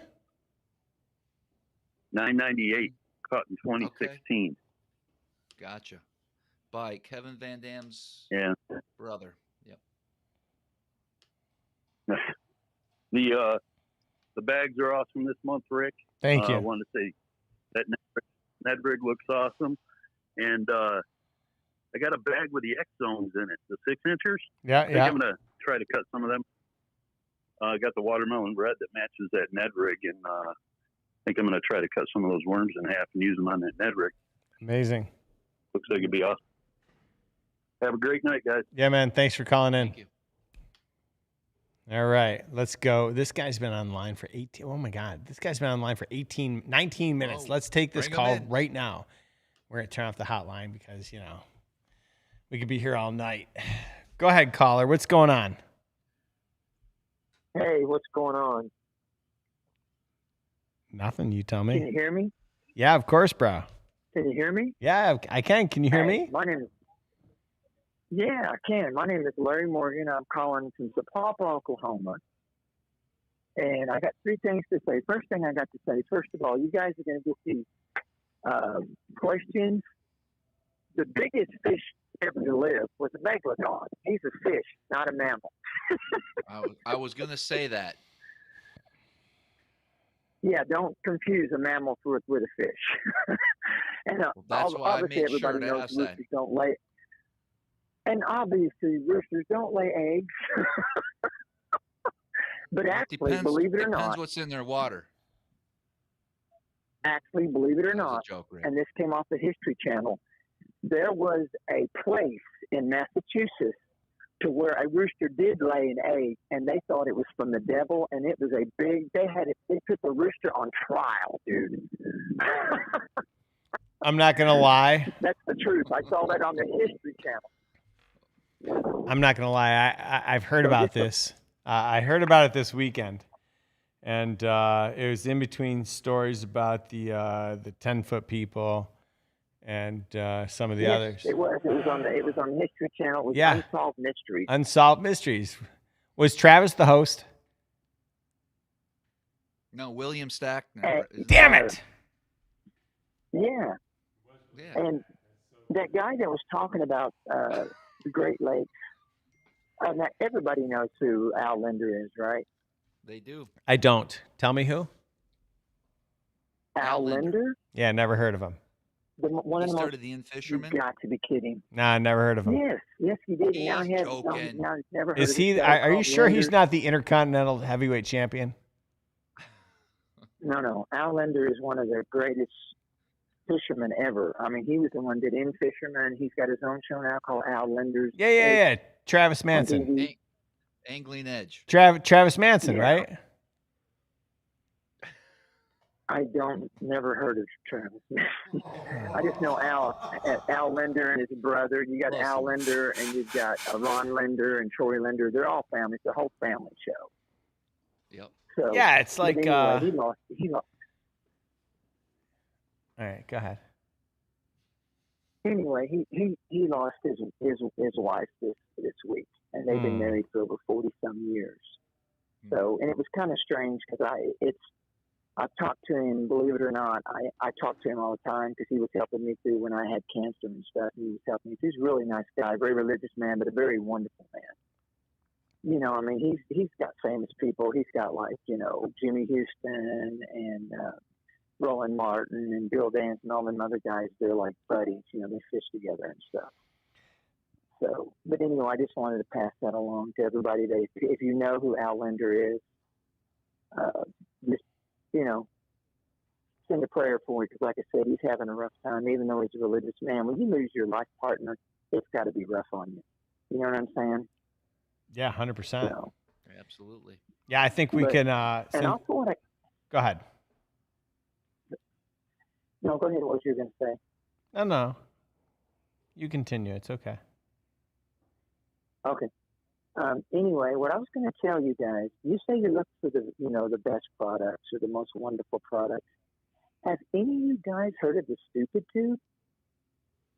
The Stupid Tube? It's called the Stupid Tube. It's under a website called Secret Lures. Oh, yeah, I know those guys. Have you ever fished them? It literally, Travis, it's a tube. It's just their branded tube. A specific head, but no, it's different than any other tube because what it is a Texas rig tube, but it has a specific kind of head, and the tube never falls the same way twice. I have seen this. You cannot make this thing fall the same way twice. I have caught hundreds, and I mean hundreds, of smallmouth and largemouth bass on this lure. This thing is incredible, especially in clear water. I'm telling you, man, when I first got it, I thought it was a joke. I got it as a Christmas present, and I went out and I literally caught hundreds of bass within 3 or 4 trips. This thing is amazing. Wow. It's called the stupid tube, and I promise you, I sent Al some, and he loved them too. He's like, man, these things are amazing. But if you've never heard of it, you need to order you some and try them I'm out. writing it down Basically, right you now. fish them just like you would a Texas Yeah. rig. I saw. All you do, throw it out. Yeah, go ahead. Sorry. Go ahead. No, I was just gonna say that. Like, I've seen a video with Zona and Ike both talking about the stupid. Yeah. Absolutely. And I can't. And the thing about it is, it's a secret they don't talk about a lot until these guys came out with them. Because they're not commercial. I mean, these guys aren't trying to make a lot of money off of this. It's just fishermen that decided this is a great thing to do. But I'm telling you, man, if you haven't fished with them, you'll be blown away. Because when they hit it, they literally annihilate it. I mean, they try to swallow this thing. It is incredible how hard they hit. Well, and then there's another. I'm going to disagree with you on one thing. When you say they're not trying to make any money, I mean, these things are sold at Tackle Warehouse. They're clearly trying to make some money. Well, what I mean by that is, let me put it to you this way. The guy that owns, I talked to the guy that owns the company. Okay, yeah, he does sell through Tackle Warehouse. But the thing about it is the prices are really decent, and the guys have had lots of offers to go even more. Tackle Warehouse does sell them, but try to find them somewhere else. I mean, these guys, they started out a small company, and now it's blowed up because everybody has figured out how incredible they are. Yeah. I mean, I'm serious. If you've never fished them, you'll be blown away because they're not like anything. That they don't fall like a regular tube. They don't fall like a Texas rig. They are incredible. I'm going and another to one look on the into market, them for sure. Trust me. And another one on the market that's come out that I've caught a lot of fish on. Have you ever heard of what's called a Nate's Custom Bait? Yes. Have you fished with them yet? No. Dude, those things are incredible. And the reason I say that, I was fishing with the underspans, and my buddy was fishing with a chatterbait, and I love a chatterbait. I have caught so many fish on a chatterbait. Incredible bait, especially the jackhammer. There's no comparison. People say there's a comparison. They're wrong. I have fished with chatterbaits a lot, and there is absolutely, other than thunder cricket, I agree, the thunder cricket and the chatterbait are in a category by themselves. Those are the best baits for a chatterbait on the market. There's nobody that compares to them. I don't care what they say. They're full of crap because they don't stay down. Nothing stays down like a chatterbait or a thunder cricket. There is no better bait, period. I'll argue with them forever. I fished with them all, and none of them compared to them. Because I had a buddy of mine refused to pay $16 for a chatterbait. I took him out to a spot, and I whipped his butt something awful. And he's like, I don't understand. I said, it's real simple. Chatterbaits, thunder crickets, they are made with the best components, and they don't rise. When you reel them, they stay down. That's the whole thing. And they work as soon as they hit the water. A bass will hit within a couple of seconds, 9 times out of 10. That's when you want your bait moving. With a regular chatterbait, it takes them a good 3 or 4 seconds before they start working right. You've missed all your fish. But anyway, the one thing, have you ever fished the Nate baits are a combination of hair and silicone. They have taken, and they've hand-tied skirts, and they're made of hair and silicone, and they have totally different action than anything. And my buddy was fishing his chatterbait, and I would go behind him with an underspin that had this hair and silicone, and I would catch the fish behind him on a chatterbait, which is unusual. Normally, you catch every fish with a chatterbait. But apparently, there's so many chatterbaits being fished, the fish are getting, I don't know if they're getting smart, because I don't think bass get smart, but they just get, I guess you'd say, programmed to see something that they don't want to hit when they see it 100 times a day. But these Nate baits, especially the underspin, they're new, and they really are good. They got them everything. They got Ned rigs, they got jigs, they got spinner baits, but they're all combined with hair and silicone. And my buddy says, well, I don't understand why they're special. I said, well, first of all, anybody that's up north that fishes the Great Lakes will tell you hair's the deal. You know, right? They fish a lot of hair jigs because hair is not affected by cold water. Silicone is. Hair's not. Hair will flow. It doesn't matter if the water's 40 degrees. It moves. And that's why all the guys up north fish with hair. Well, the silicone and hair combination is the best of both worlds. You know, when you got warm water, silicone flows good, and so does the hair. When you got cold water, the hair flows, the silicone just kind of sets there, but the hair does flow. So if you guys get a chance to try out the Nate custom baits, fish those, because those days they're pretty cool. I've caught a lot of bass behind people that are fishing chatterbaits and spinnerbaits, and they're looking at me like, "Wait a minute, how'd you catch that?" I said, "I told you these baits are different. The bass haven't seen them. They're subtle. They're much more subtle." Of course, you can put a menace on the back of them too, and it makes it really good too. Those menaces, man, I'm telling you, there's not a better trailer for jigs or spinnerbaits or chatterbaits than a menace. Strike King menace is the best of all. And I don't care what anybody says. I've caught more fish on the menace. I have a crawdad or a swim bait. They're just really good. If you get a chance, try them out, man. You guys, you're always looking for the best, new stuff. Those two that I told you are the best. They are awesome. Perfect. Thank you. Matter of fact, I got the biggest bass of my life caught on that underspin about 2 weeks ago. It was 10 pounds, 4 ounces. Shut and up. I caught him in a lake where they had, oh, yes. I can send you a picture if you don't believe me. 10 pounds, 4 ounces. I caught him on that underspin. Nice. Good work. Well, listen. Go ahead. I will tell you. What were you saying? No, I say continue. Oh, yeah. The only thing, and I tried to talk to the guy, Nate, about it. The underspins have one small flaw in them. The way they're made is they have a metal arm that comes down that puts a willow leaf blade on it. It's a teeny bit weak. The best thing, if you put a spot of glue on it, like some super glue on it, it's perfect. But after 5 or 6 catches or bumps, that thing tends to want to come loose and break, which makes it a swim jig. But yeah, if you do decide to get some of those underspins, which they are incredible, and the colors, man, when you put hair and silicone together, you have never in your life, you have to look these things up, the colors, the perch colors, the watermelon, the crappies, they can't, those hair and that silicone together, it's like watching Walt Disney on, I'm serious, man, those colors are incredible. Love They're the best, most vibrant. Well, I wrote down the Stupitude and the Nate's custom baits. I'm going to look into it. I need a bathroom break, Rick. All right, yeah, go. Real quick. Go for it. Go for it.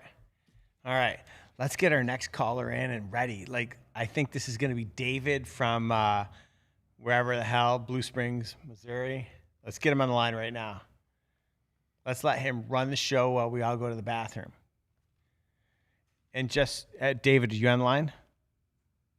Yeah. All right, David, just so you know, Jared's about to find this out for the first time. So Jared has to go to Korean barbecue tonight with his client, but what he doesn't know is tonight, Travis and I have decided we're going to go 6 hours. We are literally the show's going to keep going all night long. We're going to take all your questions, and poor Jared's going to not get to go to Korean barbecue. So make sure you talk for 20, 30 minutes. Oh, yeah? No, it's okay. What's going on, bro? What's up? I don't know. You tell me. No, I was just calling in, listening to that guy chit chat for how long was that? Ah. I think it was 2.5 minutes. 2.5, 3 minutes. Yeah, it wasn't bad. Yeah, no. I actually, I was just calling to say I absolutely love the box. I didn't really have a question or anything. What's up, Travis? Hey, how are you? Pretty good. Good. The bite's kind of tough here in Missouri right now. It's getting cold and rainy, but we get out there. Smallmouth there? Not in the little ponds that they're not little ponds, but not really in the ponds that lakes that I fish. Mostly largemouth, but I grew up Lake of the Ozarks, so I try to get down there quite a bit and do a lot of fishing down there. You ever launder cash? That's funny. No, actually, no. Why not? Why not? Isn't that what everybody does? Isn't that what everybody does down on Lake of the Ozarks? I thought that's what you all do. I don't know. Actually, the show's good though, right? I mean, I don't know. There's a show? Yeah, I think so. I think I think that's what it's called, Ozark, right? I have no idea. I have no idea what you're talking about. My girlfriend's an accountant. Well, listen. So let's start like laundering cash. That's funny. Yeah, but no, I was just calling to say I absolutely love the box. I've been getting it for quite a while now, and just keep doing what you guys are doing because I'm loving it. Thank you, man. Let me ask you a question. But, Let me ask you a question. Why do you get the box? I'm being serious. Why do you get it? Is it because is it the surprise? Is it the we send you stuff and it forces you to try new techniques? Like help me. Yeah, definitely, because it forces me to try new things that I actually had never Ned rig fished. And then, so actually last weekend I tied my first Ned rig on, and I mean, I didn't catch anything. I wrapped it around a tree, but you know, it forced me to try, you know, a new technique, and you know, I'll definitely try it again, you know. Hey. But my Taco Bell's here. Oh, well, listen, we'll let you go. No problem. No worries. Right. No worries. But you know, I'll go ahead and continue on what I was saying. But it forces me to you know, try new techniques, try new baits, new companies, and experience, you know, new techniques. The XB5, by the way. Yeah. Absolutely stellar bait. Yeah. Everybody loves that one. Yeah, I absolutely love it. First cast, brought in about a 1 pounder. That was actually at a Bass Pro Pond. Funny story here in Independence, Missouri. Nice. So yeah, I was pretty excited about that. All right. Well, listen, man, I appreciate your support, and I thank you for giving me the insight that I need. Yep. No worries. Thank you guys for being a kick-ass company. Awesome, bro. Thank you so much for your support. Have a great night. All right. What do you say we, I think this is our last call, right? Oh, man. We're just getting started. Yeah. Oh, no. Hold on. You still got that bottle of wine. No, we don't. No, we don't. It's empty. I mean, there's a little bit left, but we had some at lunch today. Oh, man. Let's go to Woodbury, New Jersey, and let's talk to Brian Stockel. Yeah, you can click it. Go ahead. And let's see what Brian has to say. What's going on, Brian? God damn. The caller ID done blew my cover. Yep, blew it, brother. Damn it. That's some Go bullshit. ahead, caller. I just wanted to say, I got a trivia question for you guys. 11. Uh-oh. What is the opposite epic Eric? What is the what? What is the opposite of epic Eric? Travis Manson. Oh, No, that's two callers. Come on. Wait, No, what? That's not the answer? Yeah. Oh He's my got God, it. the hostile takeover. Well, listen. That was I enjoyed the hell out of every second of that. BTC, have you looked into the stupid tubes yet? I have it written down here on my sheet. Okay, good. Yeah, and I agree. Who the hell is Travis, man? Dude, everything about that interview was amazing. I miss callers like that. Rick, do you know who BTC is? I don't. Brian Stockel from New Jersey. No, tell me more. He's a regular guest on No, my don't. live show. Well, he's Not he'll regular. be on Sunday night for a Halloween edition. And Rumor has it. He's a funny man. He's a funny man. I wish you didn't tell me his name though. Ah, damn it. I know. Right. You messed up. Right. blew everything. Ian, that's tough. I had a lot of work. All right, So hold I on. went Do me a right favor. after. Hang up on Brian right now. And if he calls back in, I won't say who it is. Hang up on him right now. Hang up on him. No, I'm serious. Hang up on him. We'll see if he calls back. Yeah, there you go. All right, Brian, if you're there, I hung up on your ass, and you can call What back you in. should do. The opposite of Epic Eric. I don't know if I agree with that. I know we I think we fit together perfectly, and Like Ebony and Ivory? we do have some similarities and we do have some differences, but I think that's everybody. We spend so much time together, and when it comes to fishing, it's a very emotional sport. And so when you're in a boat with someone, you have to you have to have some type of connection, right? Because we do spend a lot of time together, and we learn from each other, we laugh, and just like brothers, although I never had a brother, I can only assume, sometimes when he's creeping up on you and you're trying to live scope and he's a foot over to his right and he shouldn't be, you let all that stuff build up until you go to dinner, and all that frustration comes pouring out over a glass of white Rosé. All right, I'll tell you what. I'm going to let you talk. Let's take our next caller from East Dublin, Georgia. Yeah. He's no stranger to the show. He's called in 42 times. That's it? That's it. Okay. And he's going to have some really interesting questions. And I'm not going to introduce him. I'm going to walk away, and I'm going to go to the bathroom.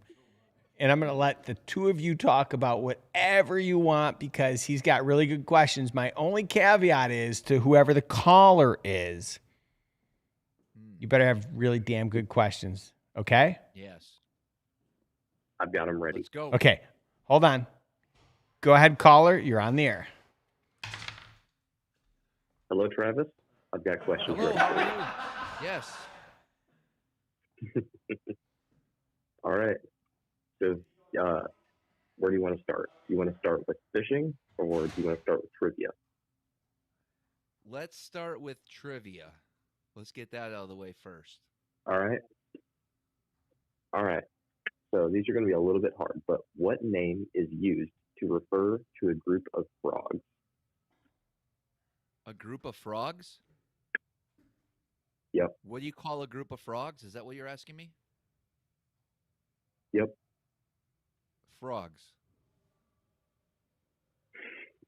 Final Nope. answer. It is an army. An army? An army. I know, right? It's weird. I just call them frogs. It is so Look at weird. all those frogs over there. There's an army of frogs. Okay. Fair enough. You got Do me you guys there. have frogs up there?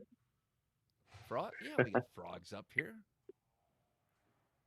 Really? I thought it was too cold up there. No, there's definitely frogs. Big bullfrogs and toads. Oh yeah. Wow, that's pretty neat. Big time. Yeah, it's one of my favorite. So it's one of my favorite things about summer. Listening to the bullfrogs. Yep, frog fishing. And the lightning bugs. Yes. Yeah. So this one's a little bit easy. This is how many hearts does an octopus have? Does a who have? An octopus. One? Why would that be easy? An army? Nope. How many hearts does an octopus have? One. How many? Wait. What's the question? How many frogs are in an how army many hearts of octopuses? does an octopus have? Wait a minute. Hold on. What the fuck? How many hearts does an octopus have? 3. You knew that, Rick?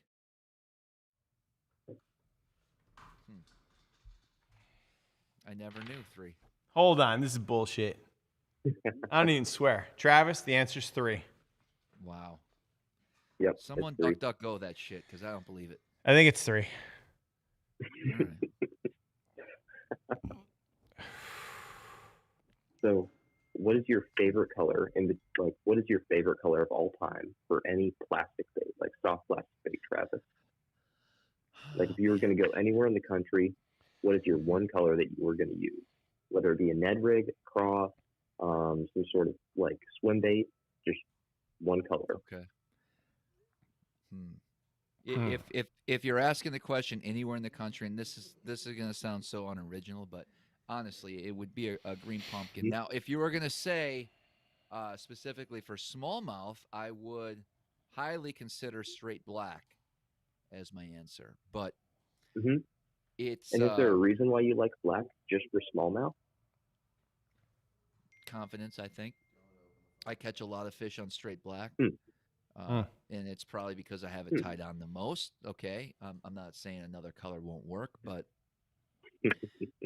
in my opinion, if you said all I could throw was a 3-inch stick bait type of plastic and it would be black for smallmouth, I think I'd be okay. Okay. Well, all right. Here's the next question. Does color matter? This has been on the Mr. Bass and Steve Chapman show. Man, like, I'm glad you brought that up, and I'd love to. Yes. So 10% of the time it does. So for me, I spend every day on the water for the most part. And let's talk about this log that you're flipping a bait to. And we can go as far as rodent versus sweet beaver versus. Wait. Stop.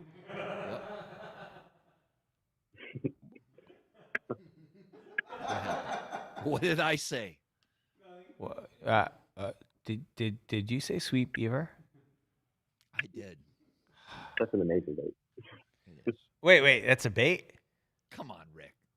Sweet beavers? Reaction innovation. Wait a minute. Are we talking about fishing? We are. Yep. I'm so confused. Okay. And a lot of different colors. Dirty Sanchez. Whoa!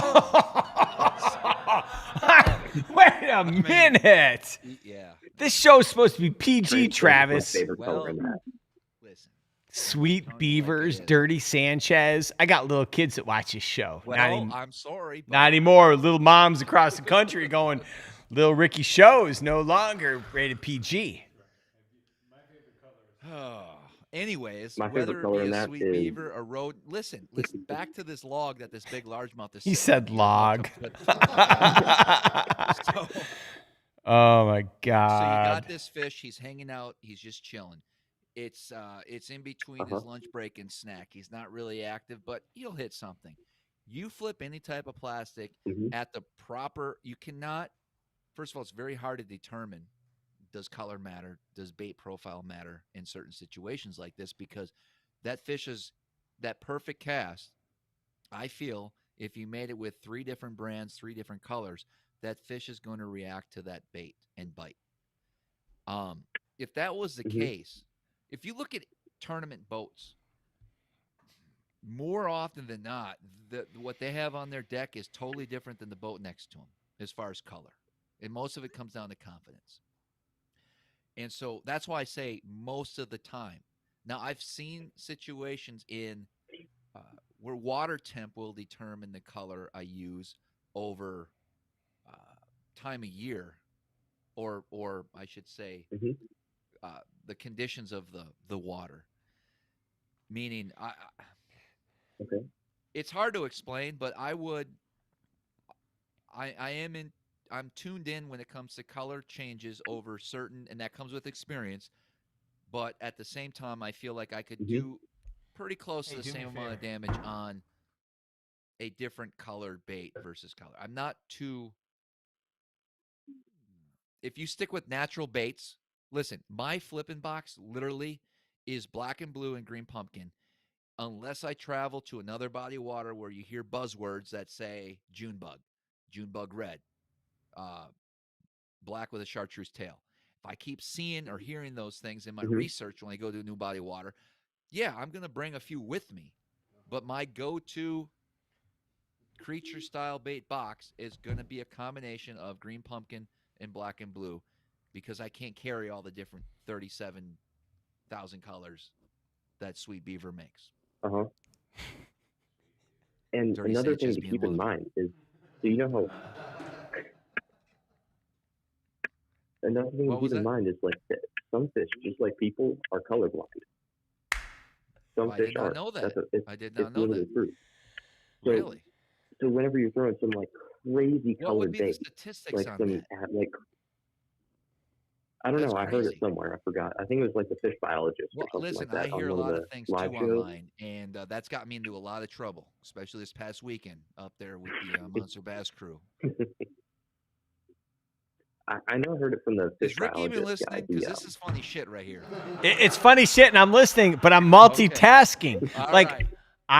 I'm talking to Rochelle, and Rochelle needs some paperwork from me because I'm about to get this SBA loan, and I'm trying to like fund this show so I can afford guys like you to be on my show. Right.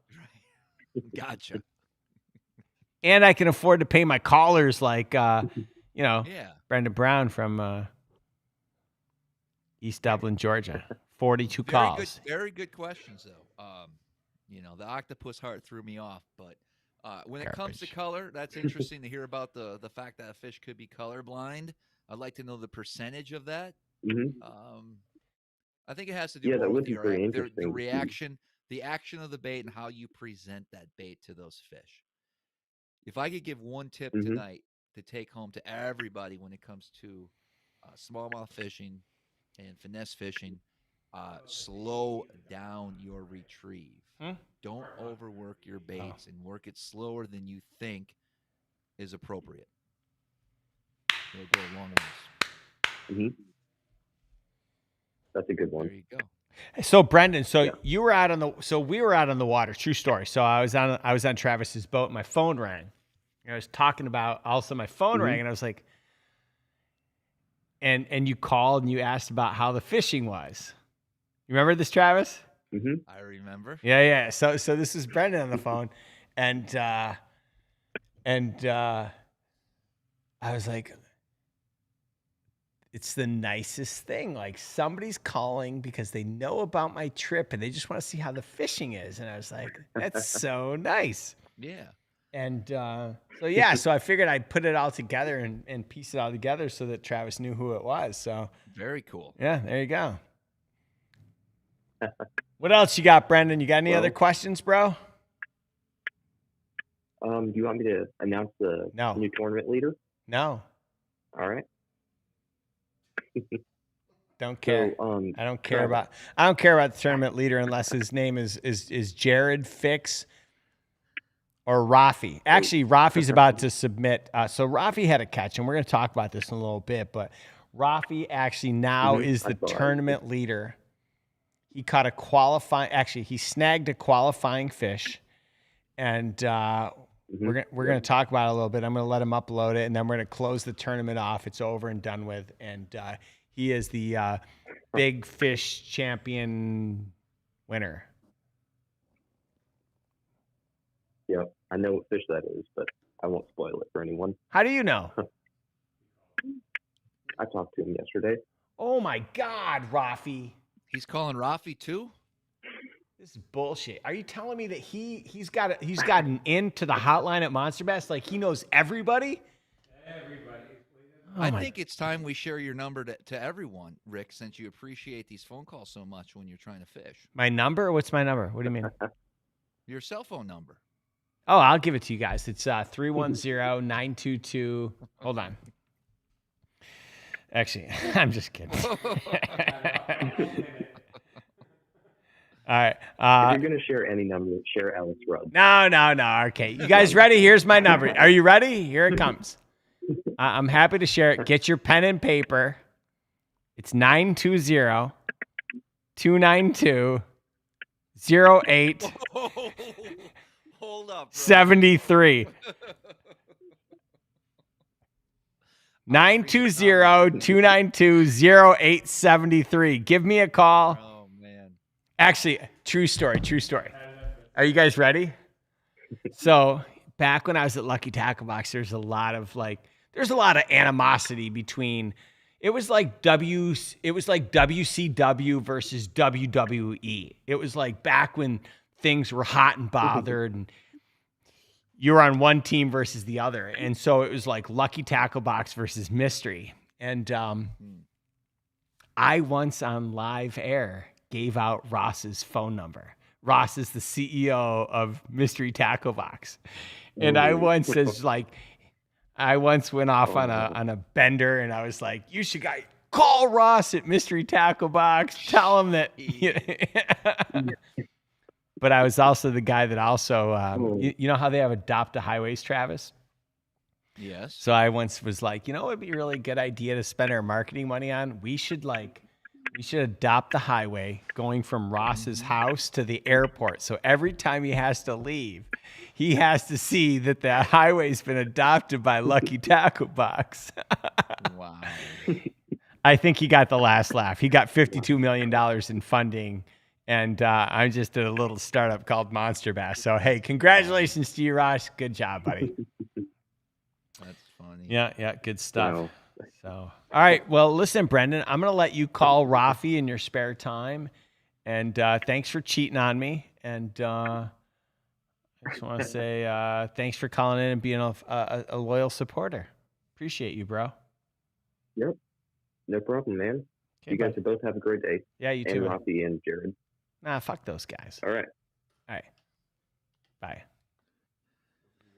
Okay, let's we got one. Let's go to our next caller. Oh, thank goodness. I don't know. So Travis, we've been on for 2 minutes. I see that you're on Tinder. I keep watching you swipe to the right. I don't know if your wife is going to be happy about that, but do you want to take some more calls? Should we get out of here? Or Epic Eric is texting me. He gets a little jealous. He can go on Alex Rudd's show and everybody else's live stream, but when he doesn't get the invite, I hear about it. I don't understand. Like, why didn't he call in? I don't know. You think he would? This is bullshit. Oh, we're calling him right now. Let's call the hotline right now. Can we call Eric right now? And get. Hold on. How do we do this? This guy. What a load of shit. I know. Listen, I stopped Karen, when he goes on other guys' stuff without letting me know or getting my permission. He does have an agreement. Verbally. Hello? Who's this? These are the little people from Western Kentucky. How are you?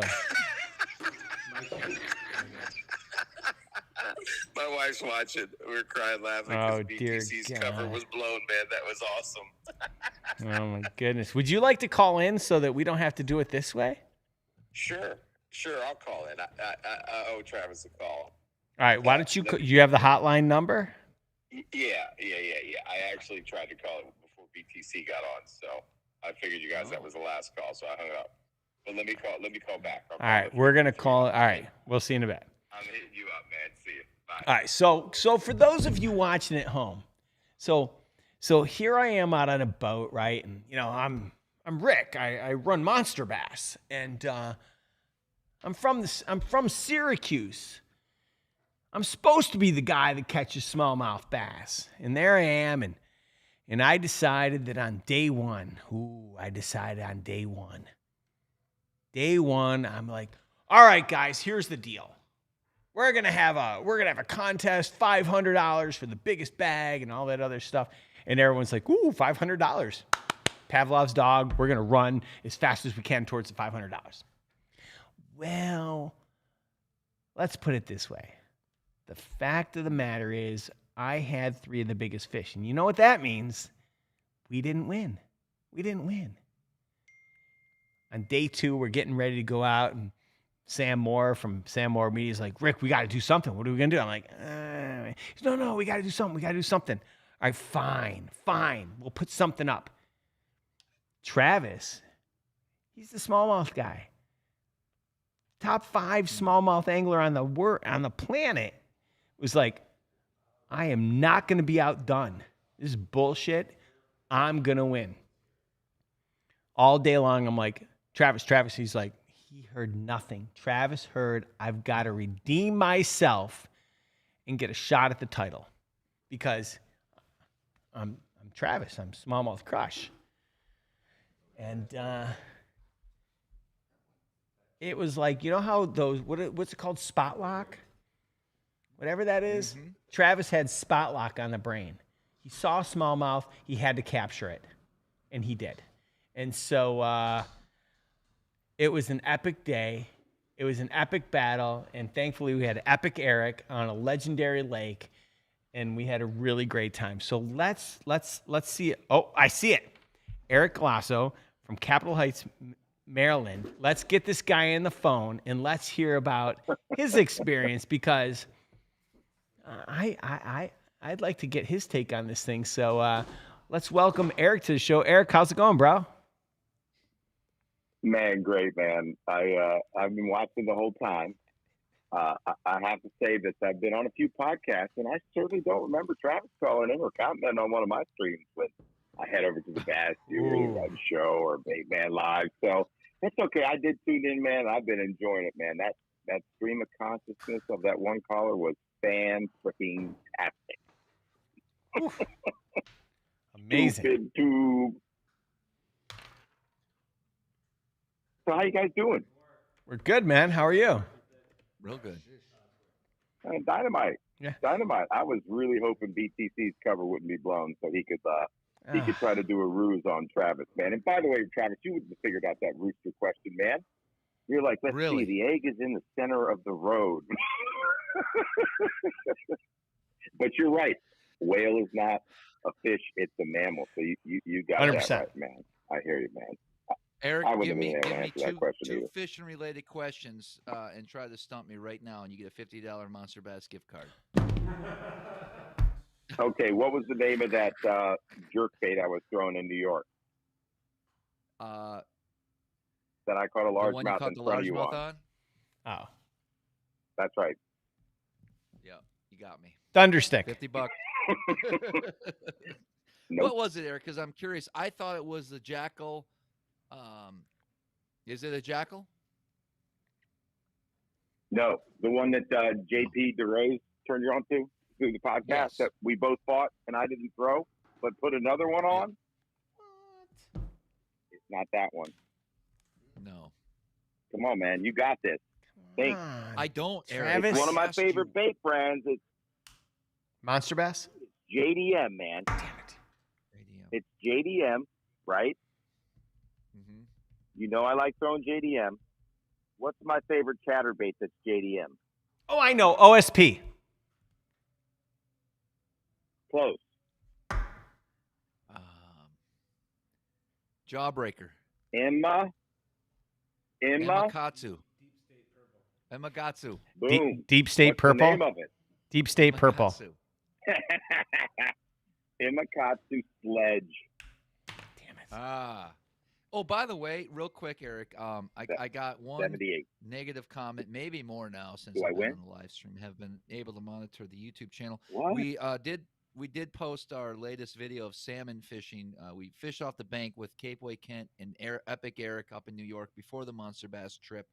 And they upsetted me because I snagged the fish and they just got my nerves.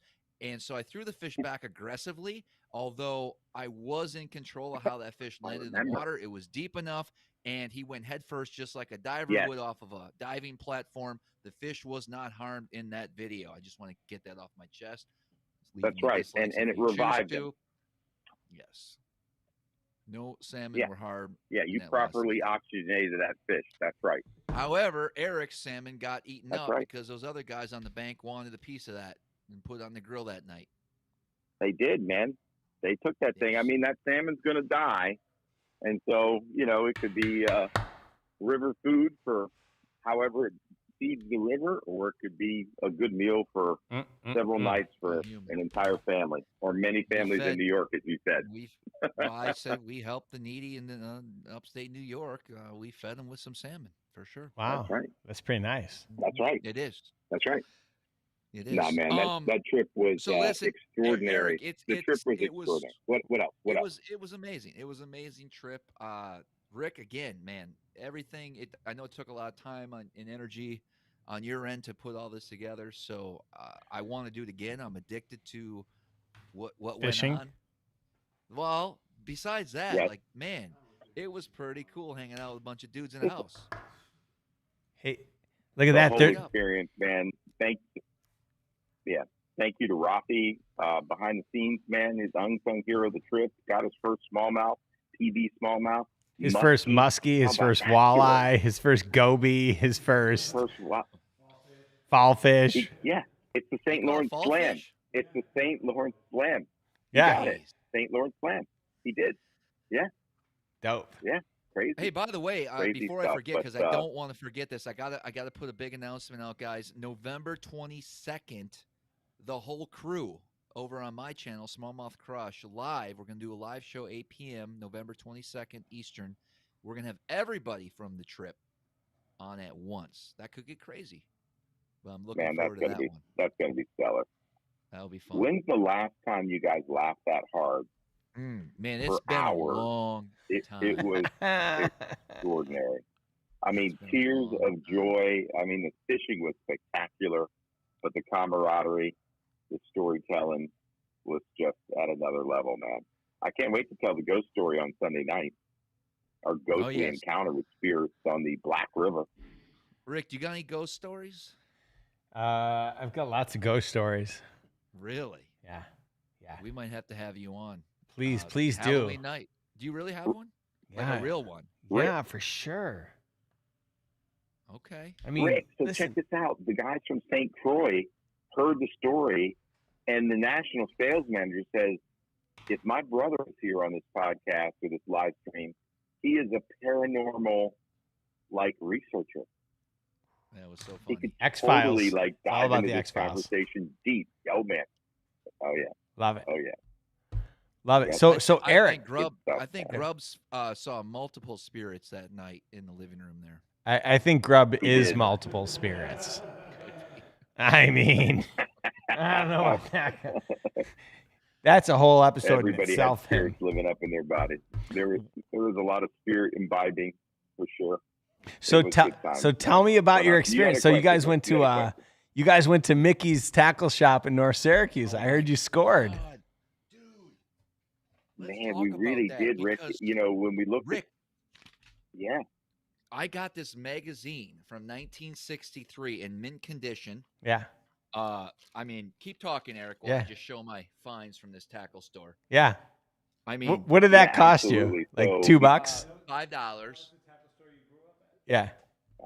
And then here's the coolest thing, and I can go. We over could have page 2, negotiated but pretty. I bought this old map from Yeah. 1981. Yeah. A chart book. Yeah. Of the St. Lawrence River in Lake Ontario, and it's got.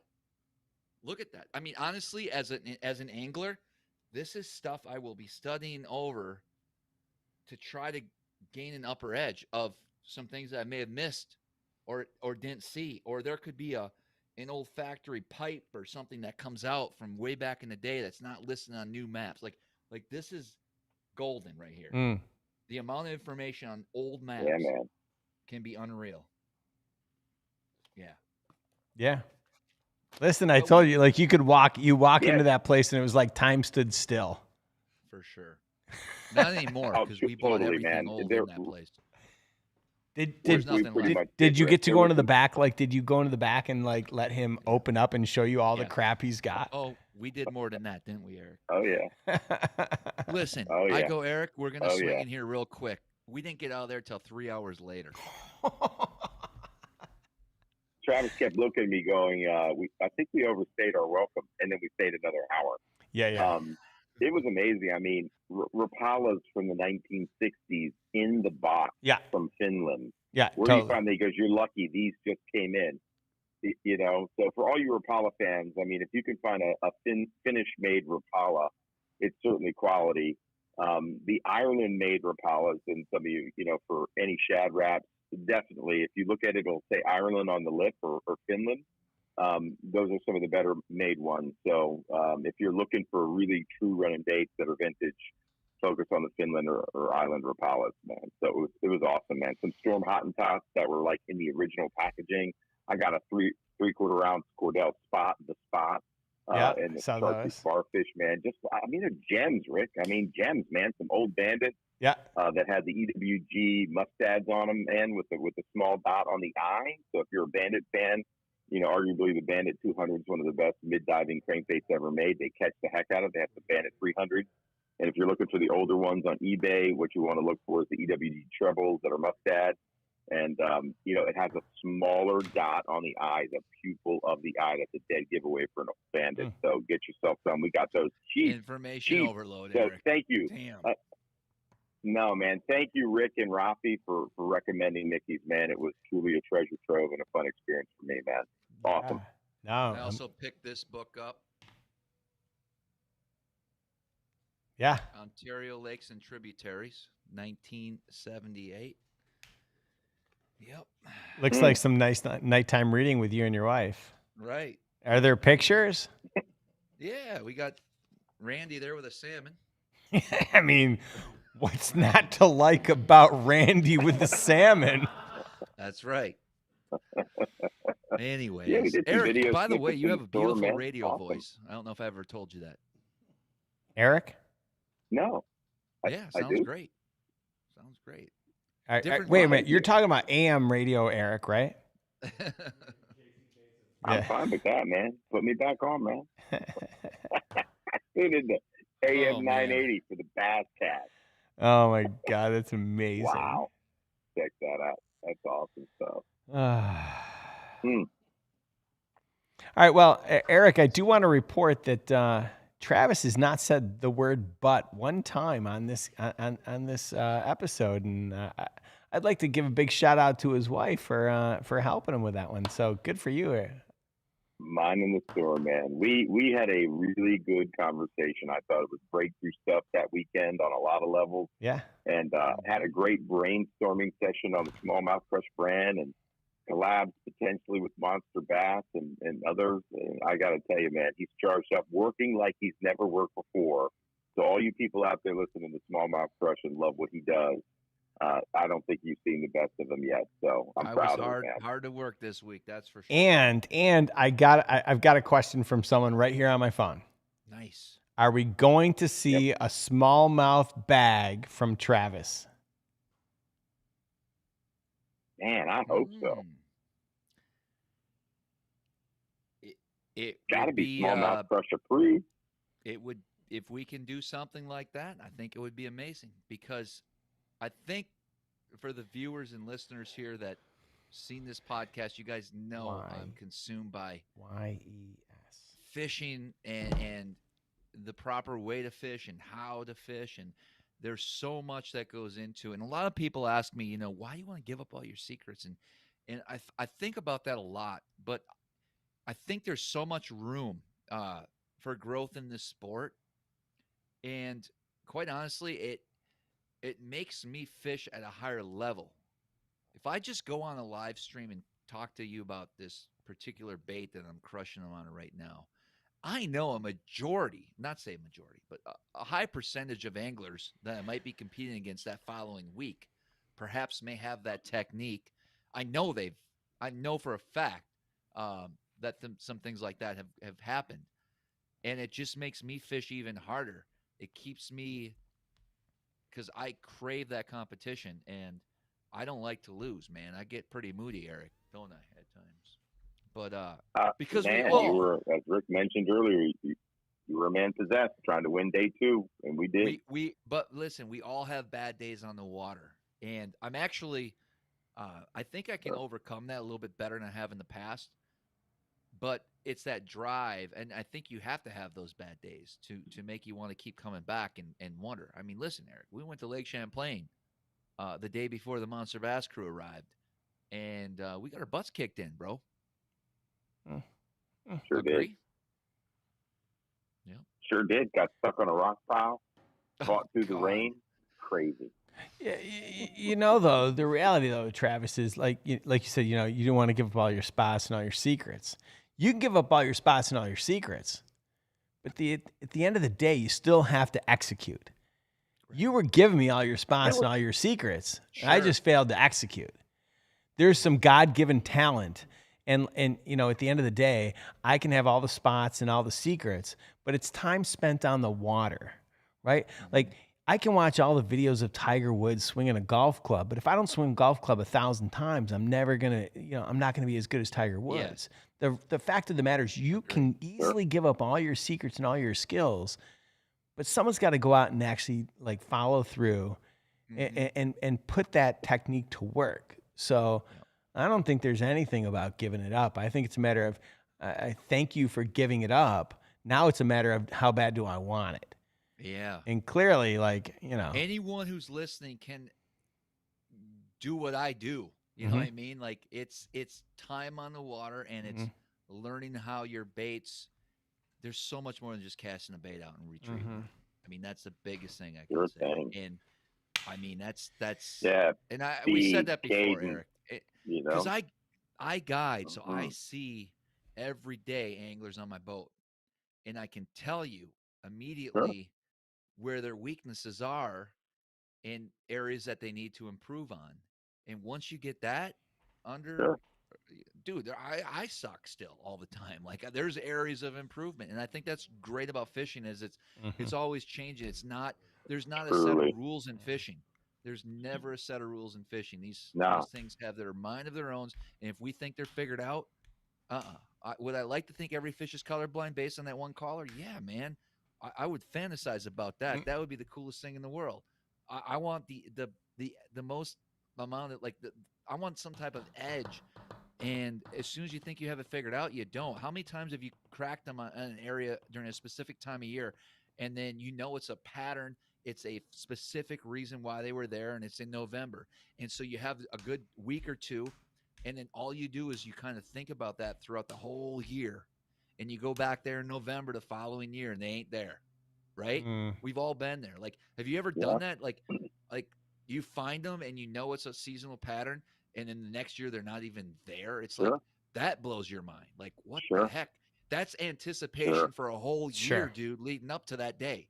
Like, Eric, when I took you down to those spots at the southern end of Lake Ontario, remember we drove an hour and a half one way, and I made you go out before a big thunderstorm.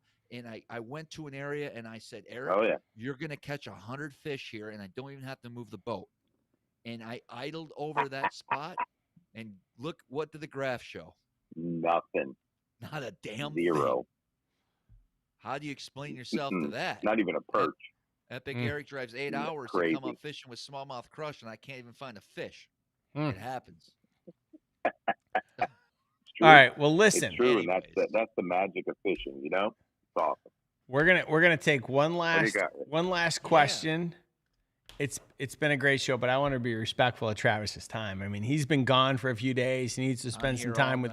No, you need to spend some time with your family, and go have some quality time with your wife before you go like string up your rods or do something with your tubes or something weird like that. Right. Last question before we say goodbye to Eric. Travis, are dinosaurs real? Absolutely not. All right. That's what I thought when the earlier question happened. The largest fish to swim the earth, he'd have to go back to the megalodon. Yeah. And he goes, I just was waiting for it, but he did the reveal it. Megalodon's real, Eric. Okay, we're not going to turn this in. You know what? You triggered me, Rick. That's what you're doing. You're Did I? triggering me, bro. Okay. All right. Well, listen, here's the deal. Here's my promise to you. I apologize for triggering you, and I'd like to invite you out to California for a meeting so that we can talk about your triggers around dinosaurs and how I might be able to help you with that. But, let's do it. And whatever you choose, that's up to you. Love it. Okay. I'm in. All right. Listen, Eric, thanks for tuning in. I apologize to your wife that you weren't able to watch something really cool on Netflix, and that you're forced to stare. We did that last night. What are you watching? I still owe you a call. Who, me? We're watching a couple series, man. We're trying to tune back to the morning show. The morning show. Oh, good show. Oh, is that what it's called on Yeah. Apple? You owe me a call? Man, I love season 1. It's fantastic. I do. No, you owe me an email. You know. Well, that's true. I have some thoughts on that, so I need to talk to you. Oh God, that's a call. So I'll talk to both. Cripe. All right, fine. All right, listen, Eric, we'll talk tomorrow. Thanks for calling in. Really appreciate you. Thank you so much for you coming on the show, you participating in this weekend. Look forward to seeing you again. And Man, honored to be there and thankful that I got the invite to come along with Travis, man. It was very generous of you. Thank you. Thanks, man. Have a great night. Oh, my God, he dropped him. I'm just kidding. Woof, wow. All right. Well, listen, Travis. We covered a lot. I understand. Like, our show's only a couple hours long. Yours is 4. I'm going to give you like 2 hours of your life back so that maybe you can go and, right. And, well, I got to look up the stupid tube. That'll consume most of my night. Oh, my God. I'm just saying. Listen, can I just put it out there? Your wife wants to look up the stupid tube, and she wants to talk to you about that. So why don't you go talk to her instead of going to Tackle Warehouse and looking up the stupid tube? Fine. All right, bro. Listen, I can't wait to fish with you again. Thank you so much for coming on the show. Thank you so much for helping organize this great trip to the St. Lawrence. I hope you had a great time. I know I did. And man, I look forward to what's coming in 2022 for you and for me. So absolutely. Have a great night and crush some of those Nancy drinks of yours. White Claws. All right, guys. All right, bro. All right, see you. All right. Thank you. All right. So thanks a lot, guys, for tuning in. We went 2.5 hours tonight. We had a great show. It was such a good show. It was really good. We got some golden tickets. I'm going to give away a couple more right now. The next one is V7825Y4534. Thank you guys for sticking around, tuning in. How many people are online right now? Oh, my God. Thank you. We do this every Thursday. We have great guests. Next week, my guest is going to be none other than Sam Sobey.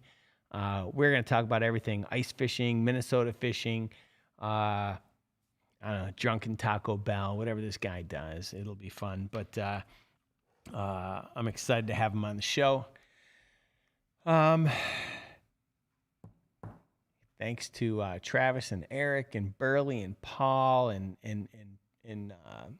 Larry Melton Jr. and Grubbs for making the trip out to the St. Lawrence. We had a great time. Thanks for Rafi for putting it all together. And thank you for, what the hell is his name? Chief Ruffle Feathers for putting us on some bass.